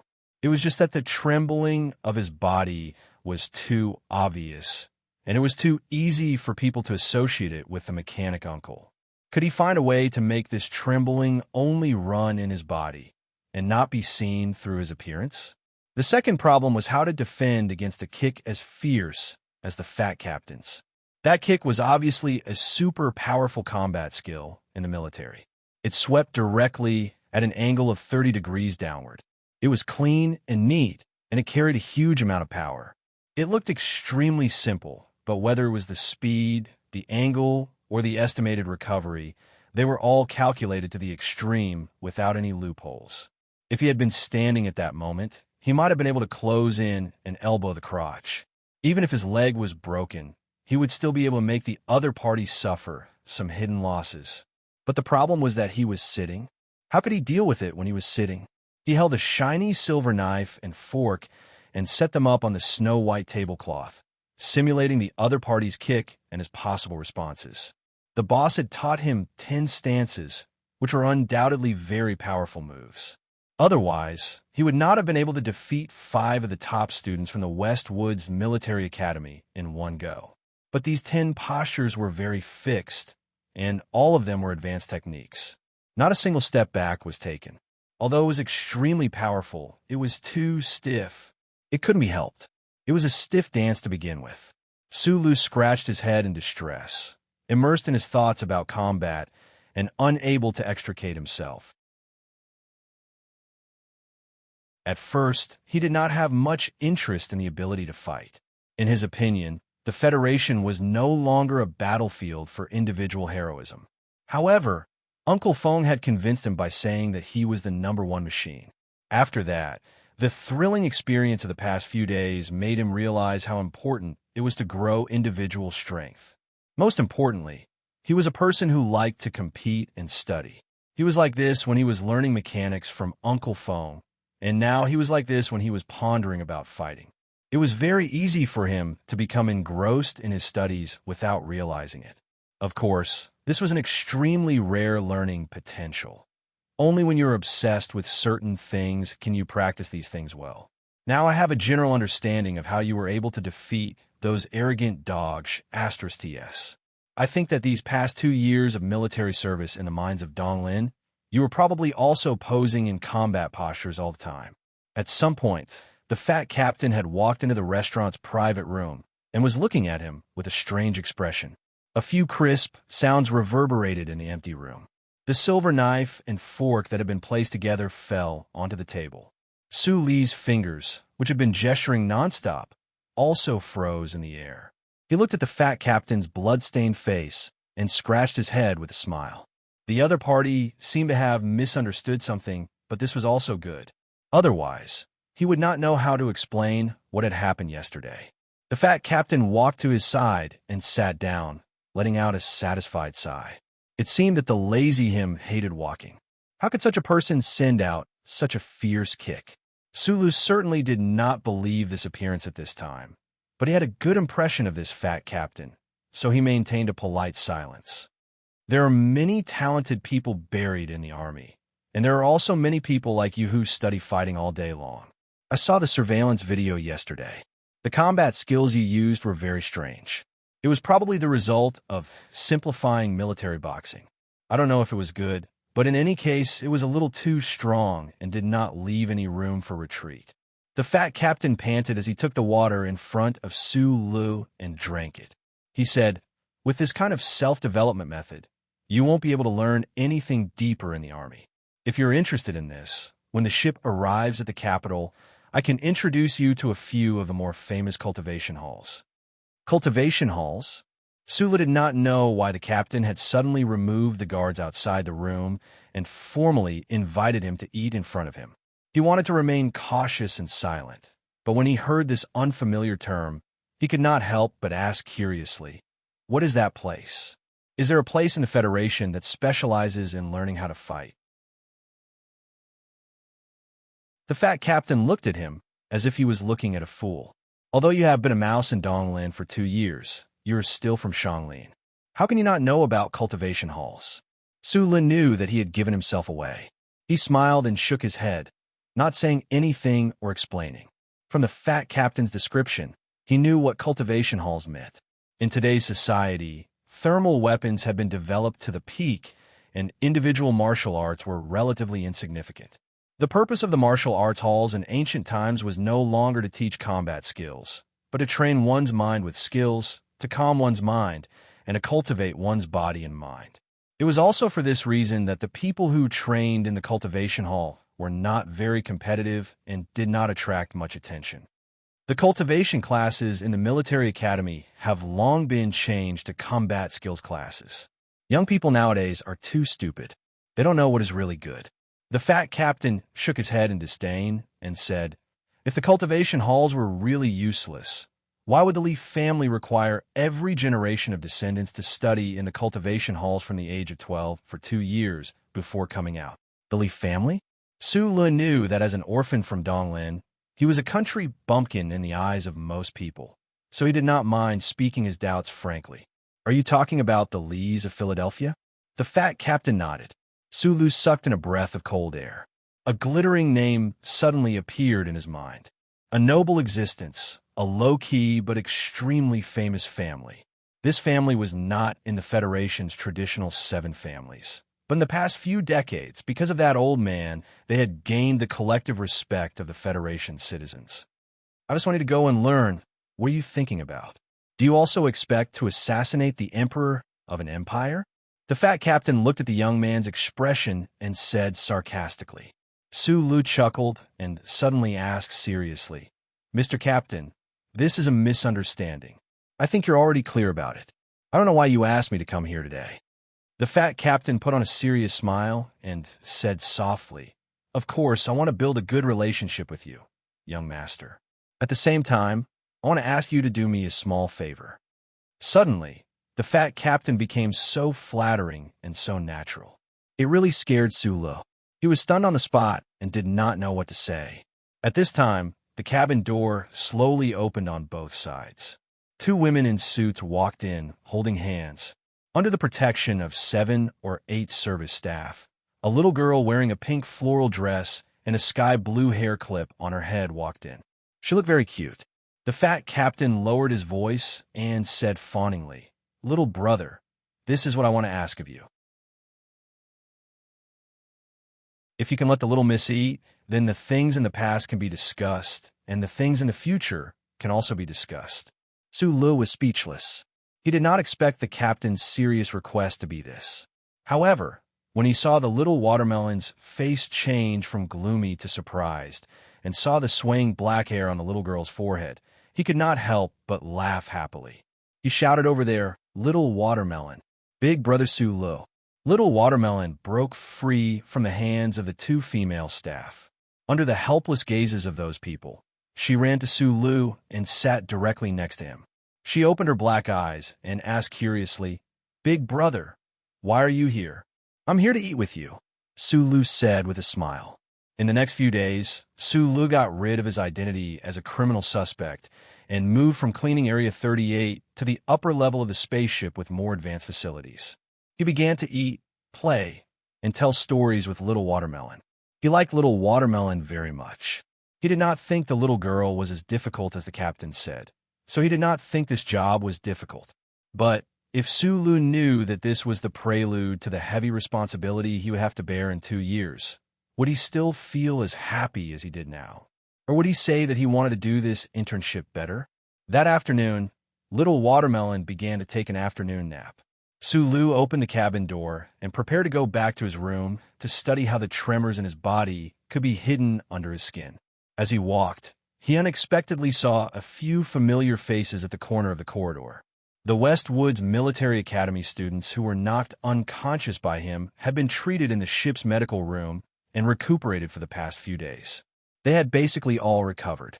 Colonel Lake's special mecha team was still heavily injured, so the protection of the upper level of the spaceship was still handed over to them. It was very strange. The two most powerful forces on the ancient bell were all injured because of the teacher-student pair of Feng Yu and Sulu. Sulu was slightly taken aback. He looked at the red and swollen temple of the officer named Wang Ming. After a moment of silence, he nodded his head and walked past him. He did not greet him, nor did he show any signs of hostility. Zhou Jin, who was standing beside the space porthole, looked at the back of that ordinary person and subconsciously touched his throat. He seemed to feel a faint pain.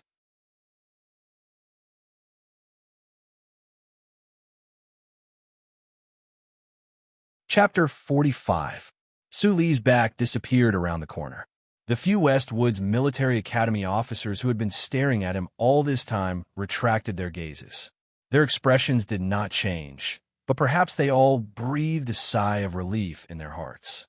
At this time, they already knew that the young miss seemed to be very reliant on that youth. As soldiers of the West Woods, they naturally could not take the initiative to provoke her. Moreover, it looked like that young man named Su Lu was not a person who held grudges. But for some reason, they were still a little nervous and a little resentful. Officer Wang Ming rubbed his throbbing forehead and lowered his head to curse something. 5 of their group had been defeated by Su Lu. This was the most embarrassing scene of the entire journey. Zhou Jin sighed.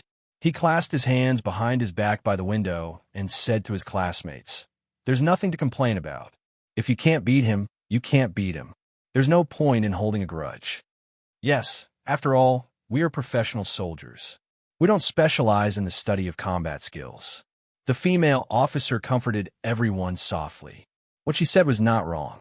Although the military academies nowadays still put a lot of emphasis on the training of combat skills in the military, what really determined the quality of a soldier was still the consideration of overall quality. For example, the skills to operate all kinds of vehicles and even aircrafts, the control of all kinds of standard weapons. When it came to personal strength, so what if you were extremely strong? Don't forget, he's just a young soldier who retired. Zhou Jin turned his body slightly and looked at these students who regarded him as the leader. He could not help but sigh and shake his head. It's not just you guys. Including me, all the students from the West Woods are used to have their eyes on the top of their heads. Even the 3 major military academies of the Upper Woods don't look up to us. But who would have thought that with so many of us, we would actually be defeated by a young soldier who just retired? What a tragedy, Zhou Jin said self-deprecatingly with a quirk of his lips. The corner of the corridor fell silent. The female officer felt helpless and subconsciously kicked the wall with her military boots. Suddenly, Wang Ming put down his hand from rubbing his temples and said in a muffled voice, "That kid looks honest, but he's actually quite vicious. I don't believe that he's really good to the young miss." "Don't find excuses." Zhou Jin glared at him. "If you want revenge, then you want revenge. I just want to get my face back," Wang Ming angrily said. "I don't believe that I can't beat a little brat. No, we're going to upper fours tomorrow. I'm going to look for him tonight. Don't worry, this is purely a competition. Don't mess around." Zhou Jin's expression darkened slightly as he reprimanded. "Last time, you were able to make a move in the room because of the captain's tacit approval. Now, in this situation, what's the point of competing? Don't cause trouble on the ship. If you do, I won't take care of you if your credits are deducted.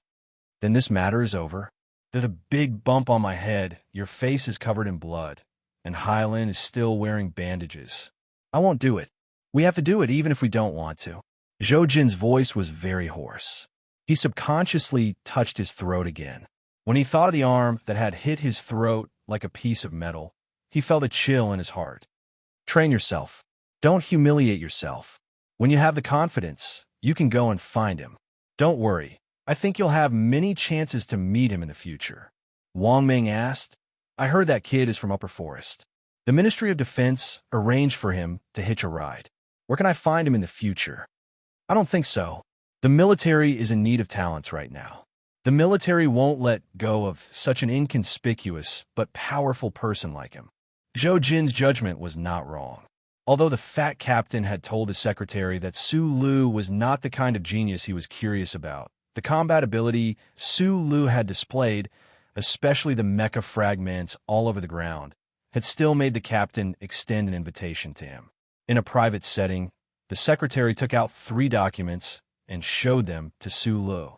One was a special admission document for the West Woods Military Academy. One was a secondary recruitment document that did not go through the Ministry of Defense, and the last was a job application document from a company in the capital ring. Su Lu flipped through the 3 documents with some confusion. Only then did he understand what the captain meant. Regardless of whether it was the West Woods Military Academy or the secondary recruitment, for a newly discharged soldier, it was definitely a great opportunity that fell from the sky. The company in the capital ring was also very generous. The company that mainly built aircraft engines could provide Su Lu with good food, lodging, and salary. Think about it. The secretary looked at Su Lu with some happiness. Like the young lady, he could also see the honesty in this young man's bones. He really hoped that the young man would join his side. Although his current strength was very average, and his talent in mechanics still needed to be confirmed, a rock with potential would always attract more attention. Su Lu looked through the documents carefully and sighed regretfully in his heart. If it had been him in the past, no matter which condition it was, he would have gladly accepted it because he could leave East Woods and do what he liked. Wasn't this the reason why he took the NCO exam in the Ministry of Defense?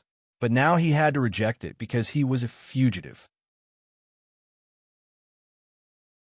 A fugitive who had to deceive the entire Federation. He did not want to have too much to do with the government. Uncle Boss once said that the most dangerous place was also the safest place. This sentence could only be believed 3 times. Su Lu wanted to use up these 3 chances easily. Moreover, regarding the West Woods military region or the 4th military region, Su Lu still had a strong resistance in his heart. The 4th military region was probably related to the boss death. Although it was definitely an order from the Federation, and the 4th Military Region was only an executor, Sulu still could not get along with these people. If it was not for Little Watermelon, perhaps he would not even want to talk to these people. Sorry, I don't want to return to the army, and the Ministry of Defense seems to have arranged a reception unit for me. Sulu shook his head apologetically. He could see that the secretary in front of him was really thinking about him. The secretary shook his head regretfully, but he was not too disappointed. After all, he did try his best, and also tried to repay the other party on behalf of the young miss. It was just that the other party did not want to accept for some unknown reason. The quiet and long journey in space ended. A heavy roar sounded in the huge commercial spaceship Ancient Bell. The powerful force was helping the huge spaceship to adjust its attitude and direction. Sulu, who had already packed his luggage and carried a backpack, looked at the light blue planet outside the porthole with eyes full of excitement. The planet was very beautiful. It had a light blue sea, light brown land, and white clouds floating on it. Outside the porthole, 2 small, streamlined blue spaceships were leaving the Ancient Bell's hull and heading towards the white clouds. It was really a heartwarming scene. This was the capital ring, also known as the administrative planet of the Upper Forest region, the center of the entire Federation civilization. The White President's office, the Gray Management Committee's conference building, and a legendary Bureau of Proclamation were all symbols of power that could control the entire Federation. All of these symbols of power were on this beautiful planet. Sulu followed the prompts of the electronic voice and suppressed his excitement. With the help of the staff, he entered the separation cabin. Since he rejected the secretary's suggestion yesterday, he had not seen anyone from the Westwoods, not even Little Watermelon. Although it was a little regretful, he knew that with his identity as the Federation's top fugitive, he could only keep a distance from Little Watermelon, who obviously had a noble background. The land-to-air transfer spaceship unfolded its alloy wings at an altitude of 8,000 meters and turned into a bird in the blue sky and white clouds. It maintained absolute stability and flew towards the surface of the planet. The spaceship flew lower and lower.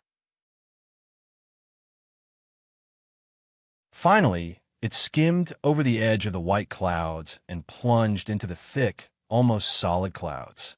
Sulu, who had a slight fear of flying, had seen enough of the scenery outside the window and the flame-like ion current. He closed his eyes tightly and waited for the moment of landing. The waiting time seemed to be a little long, so long that he almost fell asleep. He only felt a slight vibration when he opened his eyes. Like the other passengers beside him, he heaved a sigh of relief at the same time. He looked at the flat runway outside the window and the black and white electronic command tower not far away and laughed. Walking out the cabin door, a gust of cold wind hit him in the face. Sulu looked at the ground in front of him and the buildings in the distance. His expression froze, and he almost could not move his legs. These white, soft, and cold things, are they the legendary snow? He walked down the gangway under the urging of the passengers behind him. But the more he walked, the stiffer he became. It looked like he was practicing martial arts in a mine. The weather in Upper Forest was too cold. He was so cold that he wanted to stomp his feet, but he did not want to attract the attention of the people in the airport. In fact, it was impossible for him not to attract people's attention. In this area, everyone was wearing slightly thick thermal clothing, hats, and gloves. He was the only one who was still wearing the thin clothes of early autumn and carrying a broken backpack. He looked very pitiful. Sulu breathed into his slightly red hands. He was completely frozen. When he left Eastern Forest, it was also winter. However, the 4 seasons in Eastern Forest were not very different. It had not snowed for thousands of years. He did not expect the winter in the capital ring to be so cold. A snowflake drifted down and landed on his face, making him shiver. He wondered if he had made a big mistake by coming to the capital. This was the first time Sulu had seen snow in his life, but he could not feel the purity of the snow. He could only feel the coldness of the snow. This was all because he was not prepared. It was a tragedy.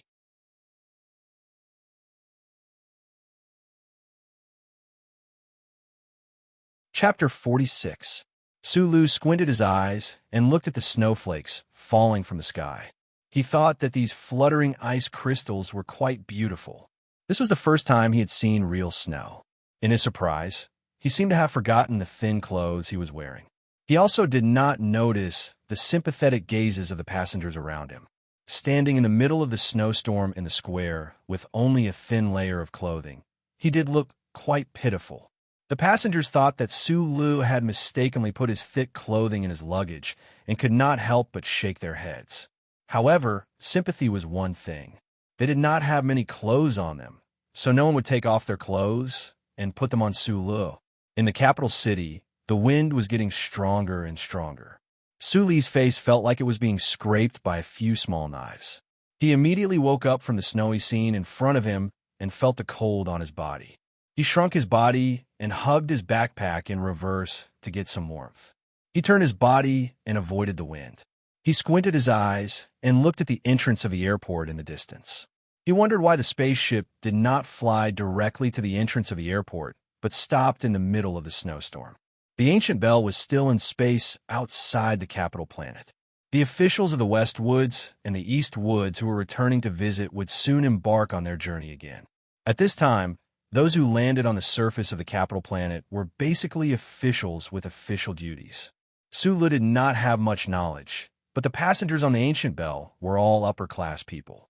They began to discuss the current strange situation. The medical vehicles from the army hospital just left. Are there wounded people on board? Why haven't I heard of this before? Didn't we come from the East Woods?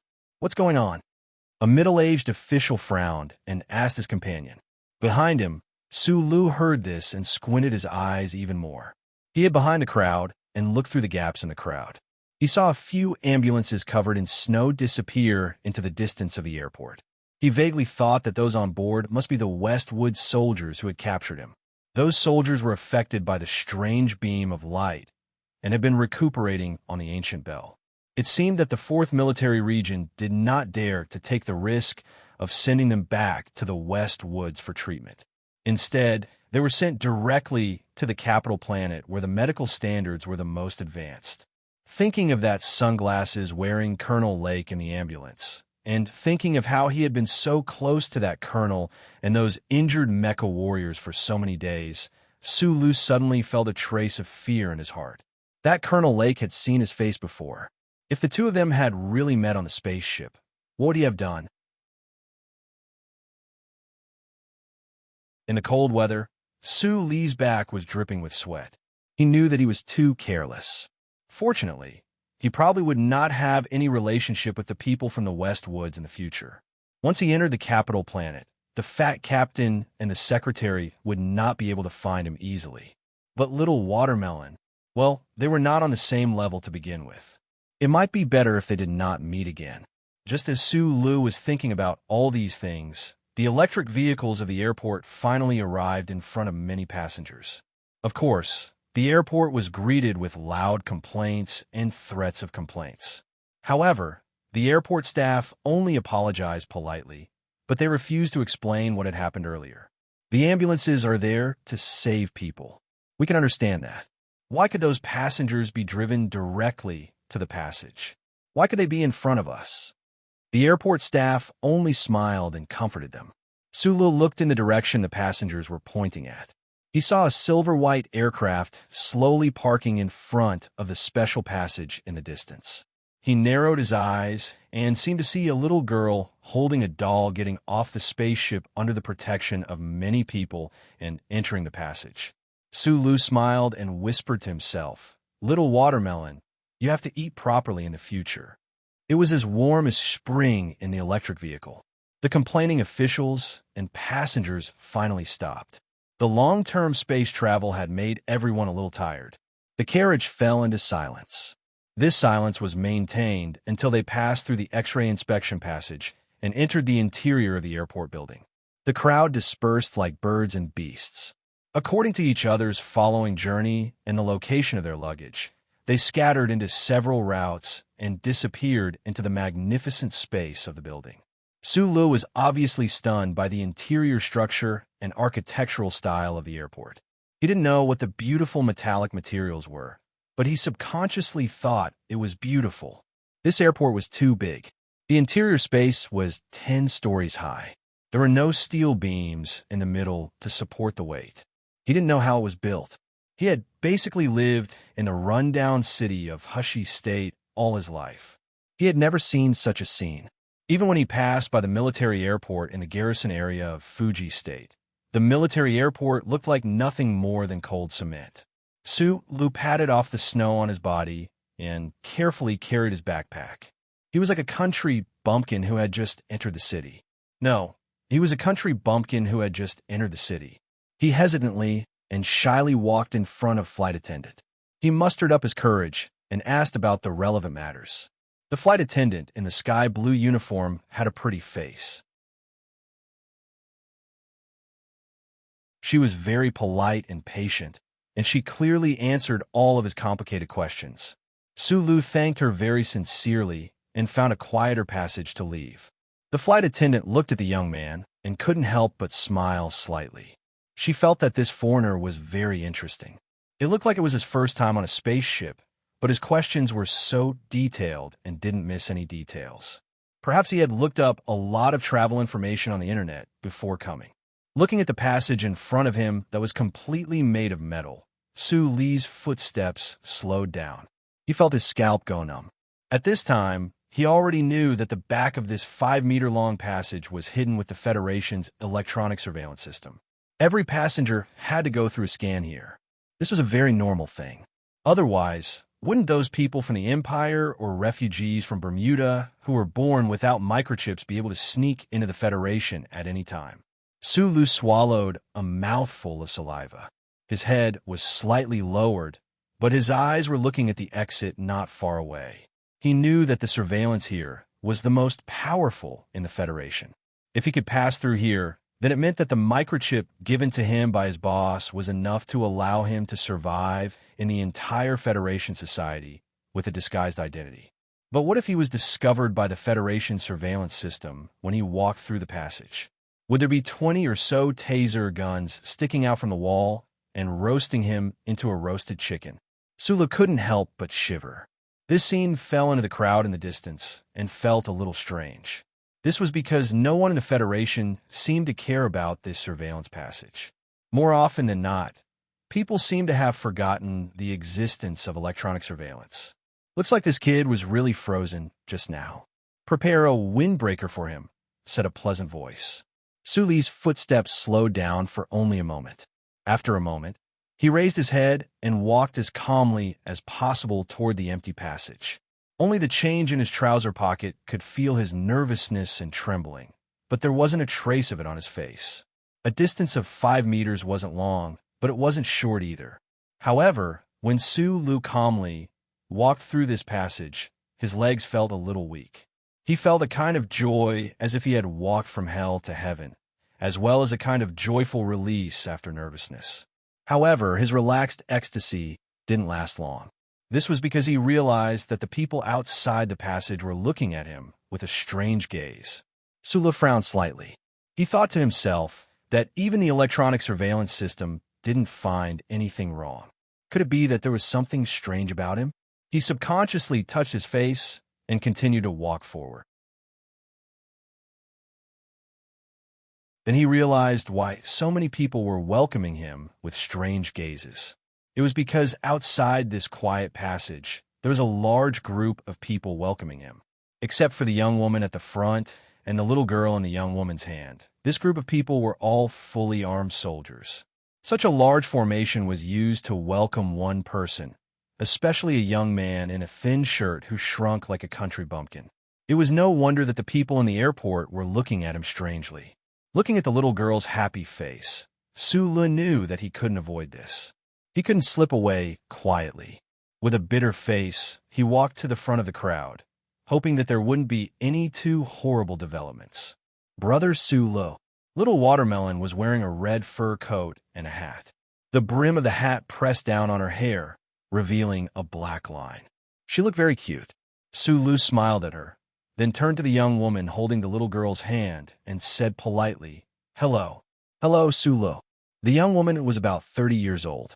Her eyebrows were soft, and she had a comforting beauty. But from time to time, Her eyes lit up with a hint of pride. This kind of pride wasn't repulsive. Instead, it made people feel that it was natural. The so-called environment of growth affected one's mentality was probably referring to this kind of person. She looked at Su Lu gently and said, "I am Fireworks' mother. Thank you very much, Mr. Su, for taking care of her along the way." Su Lu looked at the beautiful and gentle face, and his mind was slightly shaken. He subconsciously felt that this young woman was very trustworthy. He forcibly suppressed the absurd idea of asking her why she gave Little Watermelon such a strange name and prepared to say a few polite words.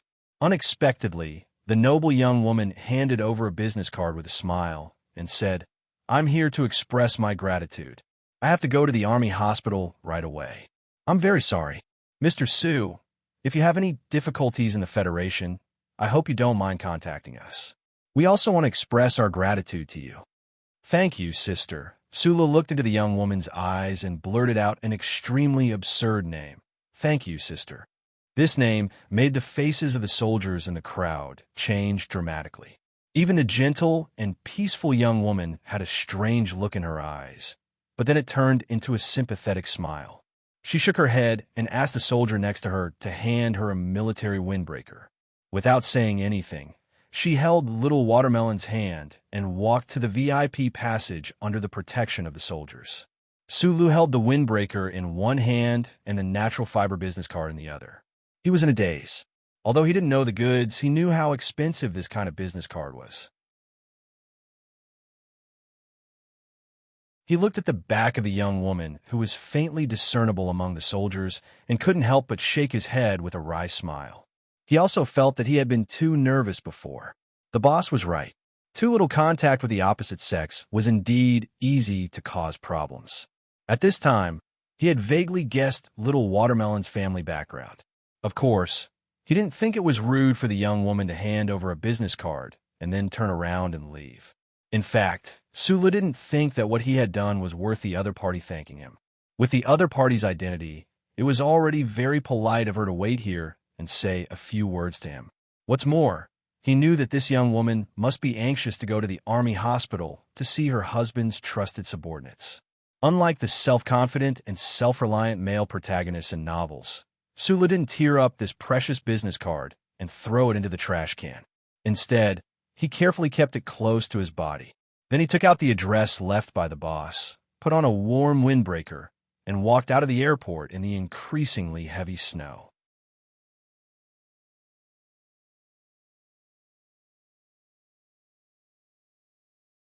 Chapter 47. A low-key but expensive black car, like a black ghost, silently walked on the highway in the suburbs of the capital district. A few days of low temperature and snowy weather had accumulated a thick layer of snow on the flat road.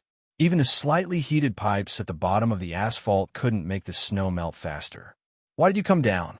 The young woman in the back of the black car lovingly hugged the little girl who was looking out of the window in a daze. She looked at the fat captain opposite her and said with a smile, "A captain who doesn't stay on his own ship. Aren't you afraid of being chased away?" The young woman's smile was gentle and charming, which didn't match her age. The atmosphere in the car suddenly improved a lot. The fat captain looked at the young woman and said with a flattering smile, "Little sister-in-law, such a big thing happened to the miss. Of course I have to come personally to apologize to you. The spaceship needs to be replenished anyway. I don't care." "Are you apologizing to me, or do you want me to plead with him?" The young woman looked at him with interest and asked. The fat captain said with a bitter face, "The miss has been missing under my nose for so long. After returning to the military, the boss will definitely drill me. Little sister-in-law, you must help me say a few words. Isn't Fireworks fine? Why would he blame you? We all know how mischievous Fireworks is. This time, Brother Tion brought her here. It's already troublesome for you." The young woman smiled gently, looked at the daughter in her arms, and said softly, "Fireworks, don't run around in the future. You are an obedient child. Don't you know how anxious Uncle Jean will be?" Jean Fireworks stubbornly looked at the silent cedar trees outside the window and refused to answer her mother's question. She thought in her heart, except for Brother Sulu, no one in this world is willing to believe what she says. Even her father and mother are like this. They always don't listen to her opinion and always think that she is a child. They didn't ask for her opinion and wanted to send her to this cold and snowy place to study. As if guessing what the child was thinking, a trace of sadness and regret flashed across the young woman's face. She turned her head and said to the fat captain, "This child just doesn't want to leave home. It seems that I have no choice but to stay here with her for a few more years." The fat captain, surnamed Tion, immediately understood the underlying meaning of this sentence. He smiled and said, "Don't worry, little sister-in-law. I'll keep a close eye on the boss." In the blink of an eye, his expression became heavy. He said, "The commander has asked us to seal off the news of Mrs. disappearance. I've also told that child called Sulu, so he shouldn't have leaked the news. I just don't understand. If Miss isn't sent to the capital, could it be that those old members of the management committee dare to do anything?" The young woman laughed. "The Federation isn't the Empire, so there's no such thing as a hostage. It's just that our Zhong family has been stationed in the West Woods for too long, and the people in the capital are always worried. Sending fireworks back to the Federation to study isn't necessarily a bad idea. They probably want the descendants of the Zhong family to have a greater sense of belonging to the Federation from a young age." After saying this, she suddenly frowned slightly and asked, "Does that little guy called Sulu know Fireworks' identity? That kid looks honest and reliable, but he's actually very shrewd. I'm afraid he's already guessed it, but he didn't say it out loud. He probably also knows that some things are better to pretend not to know." The fat captain shrugged his shoulders, and the fat on his body began to tremble again. Little Watermelon, who had been staring out the window, suddenly turned his head and looked at the two adults in the car. With all his strength, he said loudly, "Big Brother Sulu is a good person." The young woman laughed and said, "Of course he's a good person. He obviously knows that we're from the Zhong family, but he didn't ask for anything just because you like him. Instead, he hid far away. The key is that he hid very cutely, not that kind of hypocritical pretentiousness. Fireworks, Mother believes in your judgment of people." Little Watermelon proudly turned his head away. The young woman looked at the fat captain and said calmly, "Since that little guy doesn't want to have anything to do with us, then forget it. I've left him a military district office card. If he needs it in the future, we can help him." The fat captain nodded and then said, "The company's energy quota was reduced by half in one shot. I've already sent a report. The key is the management committee's energy committee. The other ministries should be easy to run too, but the energy committee needs to be personally talked to by the chairman." The fat captain had changed the way he addressed her. When it came to business, the young woman's expression became slightly more serious, but her tone was still gentle. "Leave this matter to me. But you really wasted so much of the quota in one shot. As a result, the Donglin Garrison District reimbursed an entire formation of Special Forces soldiers. There will be a lawsuit, and even Lake and the others were injured by you. When you return to the military district, you'll have to answer to them yourself." The fat captain's expression was unchanged, and he calmly replied, "The commander shouldn't make things difficult for me in this regard." That traitorous mechanic is a big enemy of the 4th Military District." After hearing this news, his mood will definitely be much better. The young woman's eyebrows slightly furrowed, and she curiously asked, "But the problem is that mechanic really so powerful? Even the Special Forces team led by Lake couldn't deal with it. So why did they have to do it from space? Next month, we must ask the Department of Defense to come forward and take over the ancient bell. Otherwise, we can't explain this problem. That mechanic is very powerful." The fat captain closed his eyes and recalled the strange jump of the black mecha on the thermal imaging device and satellite images that day. After a moment of silence, he opened his eyes and said, "He's much stronger than me. Lake and the others are no match for him at all. The Federation's mission this time is not easy to take over. No wonder the Department of Defense gave this credit to us." The young woman's expression became serious, and she asked, "How is he compared to him?" The fat captain knew that the him the chairman was referring to was the head, the commander of the 4th Military District. After thinking for a while, he objectively replied, if it was a field battle, and they both used mechas, the head wouldn't be his opponent. But don't worry, the chairman, that guy can't be any more dead. More than 10 years ago, more than 10,000 lives in the military district were finally recovered. The young woman nodded, looked at the wind and snow outside the window, and lowered her head to look at her daughter, who was sleeping soundly. Suddenly, she softly said, how strong is that mechanic? Other people definitely wouldn't understand, but I spent some time in the Lee family's training hall when I was young. The fat man lowered his voice and said very seriously, I always felt that the mechanic was related to the Lees of Philadelphia. Hearing the Lees of Philadelphia, the young woman couldn't help but be a little moved. She knew that Fatty Tion was a rare expert in the 4th Military District, and his judgment was especially sharp, so the conclusion he came up with should be somewhat credible. After thinking for a moment, she softly said, since Mechanic Euphone is already dead, this matter ends here. Don't tell the commander either. The Lee family definitely wouldn't betray the Federation. If those politicians find out, there will definitely be some commotion. As soldiers, of course we can't let Old Lee get into trouble. As a soldier, the fat captain also had incomparable respect for that old man, surnamed Lee, in his heart, so he nodded seriously in agreement. The 7 great families of the Federation were a privileged class with no special privileges. Countless years of history and countless great achievements made these 7 families become the pillars of the Federation. In a modern society where the laws of the Federation were the cornerstone, these somewhat ancient families only quietly lurked in the shadows, rarely showing their true identities for the general public to see. The citizens of the Federation all knew about the 7 great families, but they would never know why the 7 great families were so strong or what kind of power and influence they had. With the status and position of the 7 great families, it was naturally impossible for them to bully an ordinary citizen of the Federation. It was even possible that there would never be any relationship between the two. For ordinary citizens, the 7 great families were like distant existences above the clouds. They existed in the idle conversations after a meal, in the illegally sold literature and publications, but they would never exist in their own lives. 6 of the 7 great families lived on the 3 administrative planets of the Capital Ring, and the only one not in the upper forest area was the Zhong family of the Westwoods.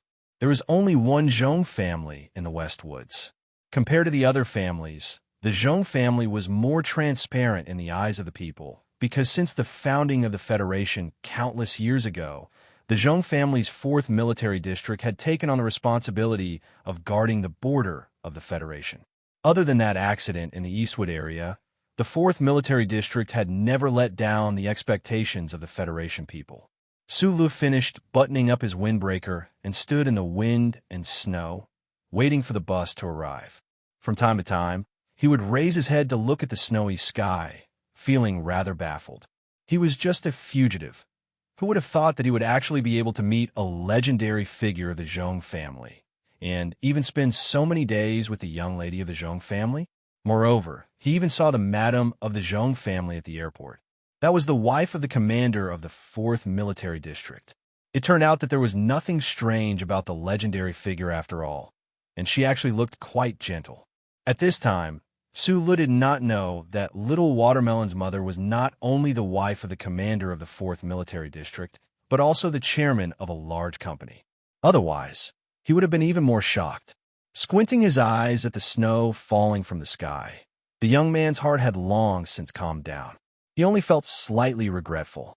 That broken M02 would probably continue to drift in space until one day it would be thrown into the endless void and become trash.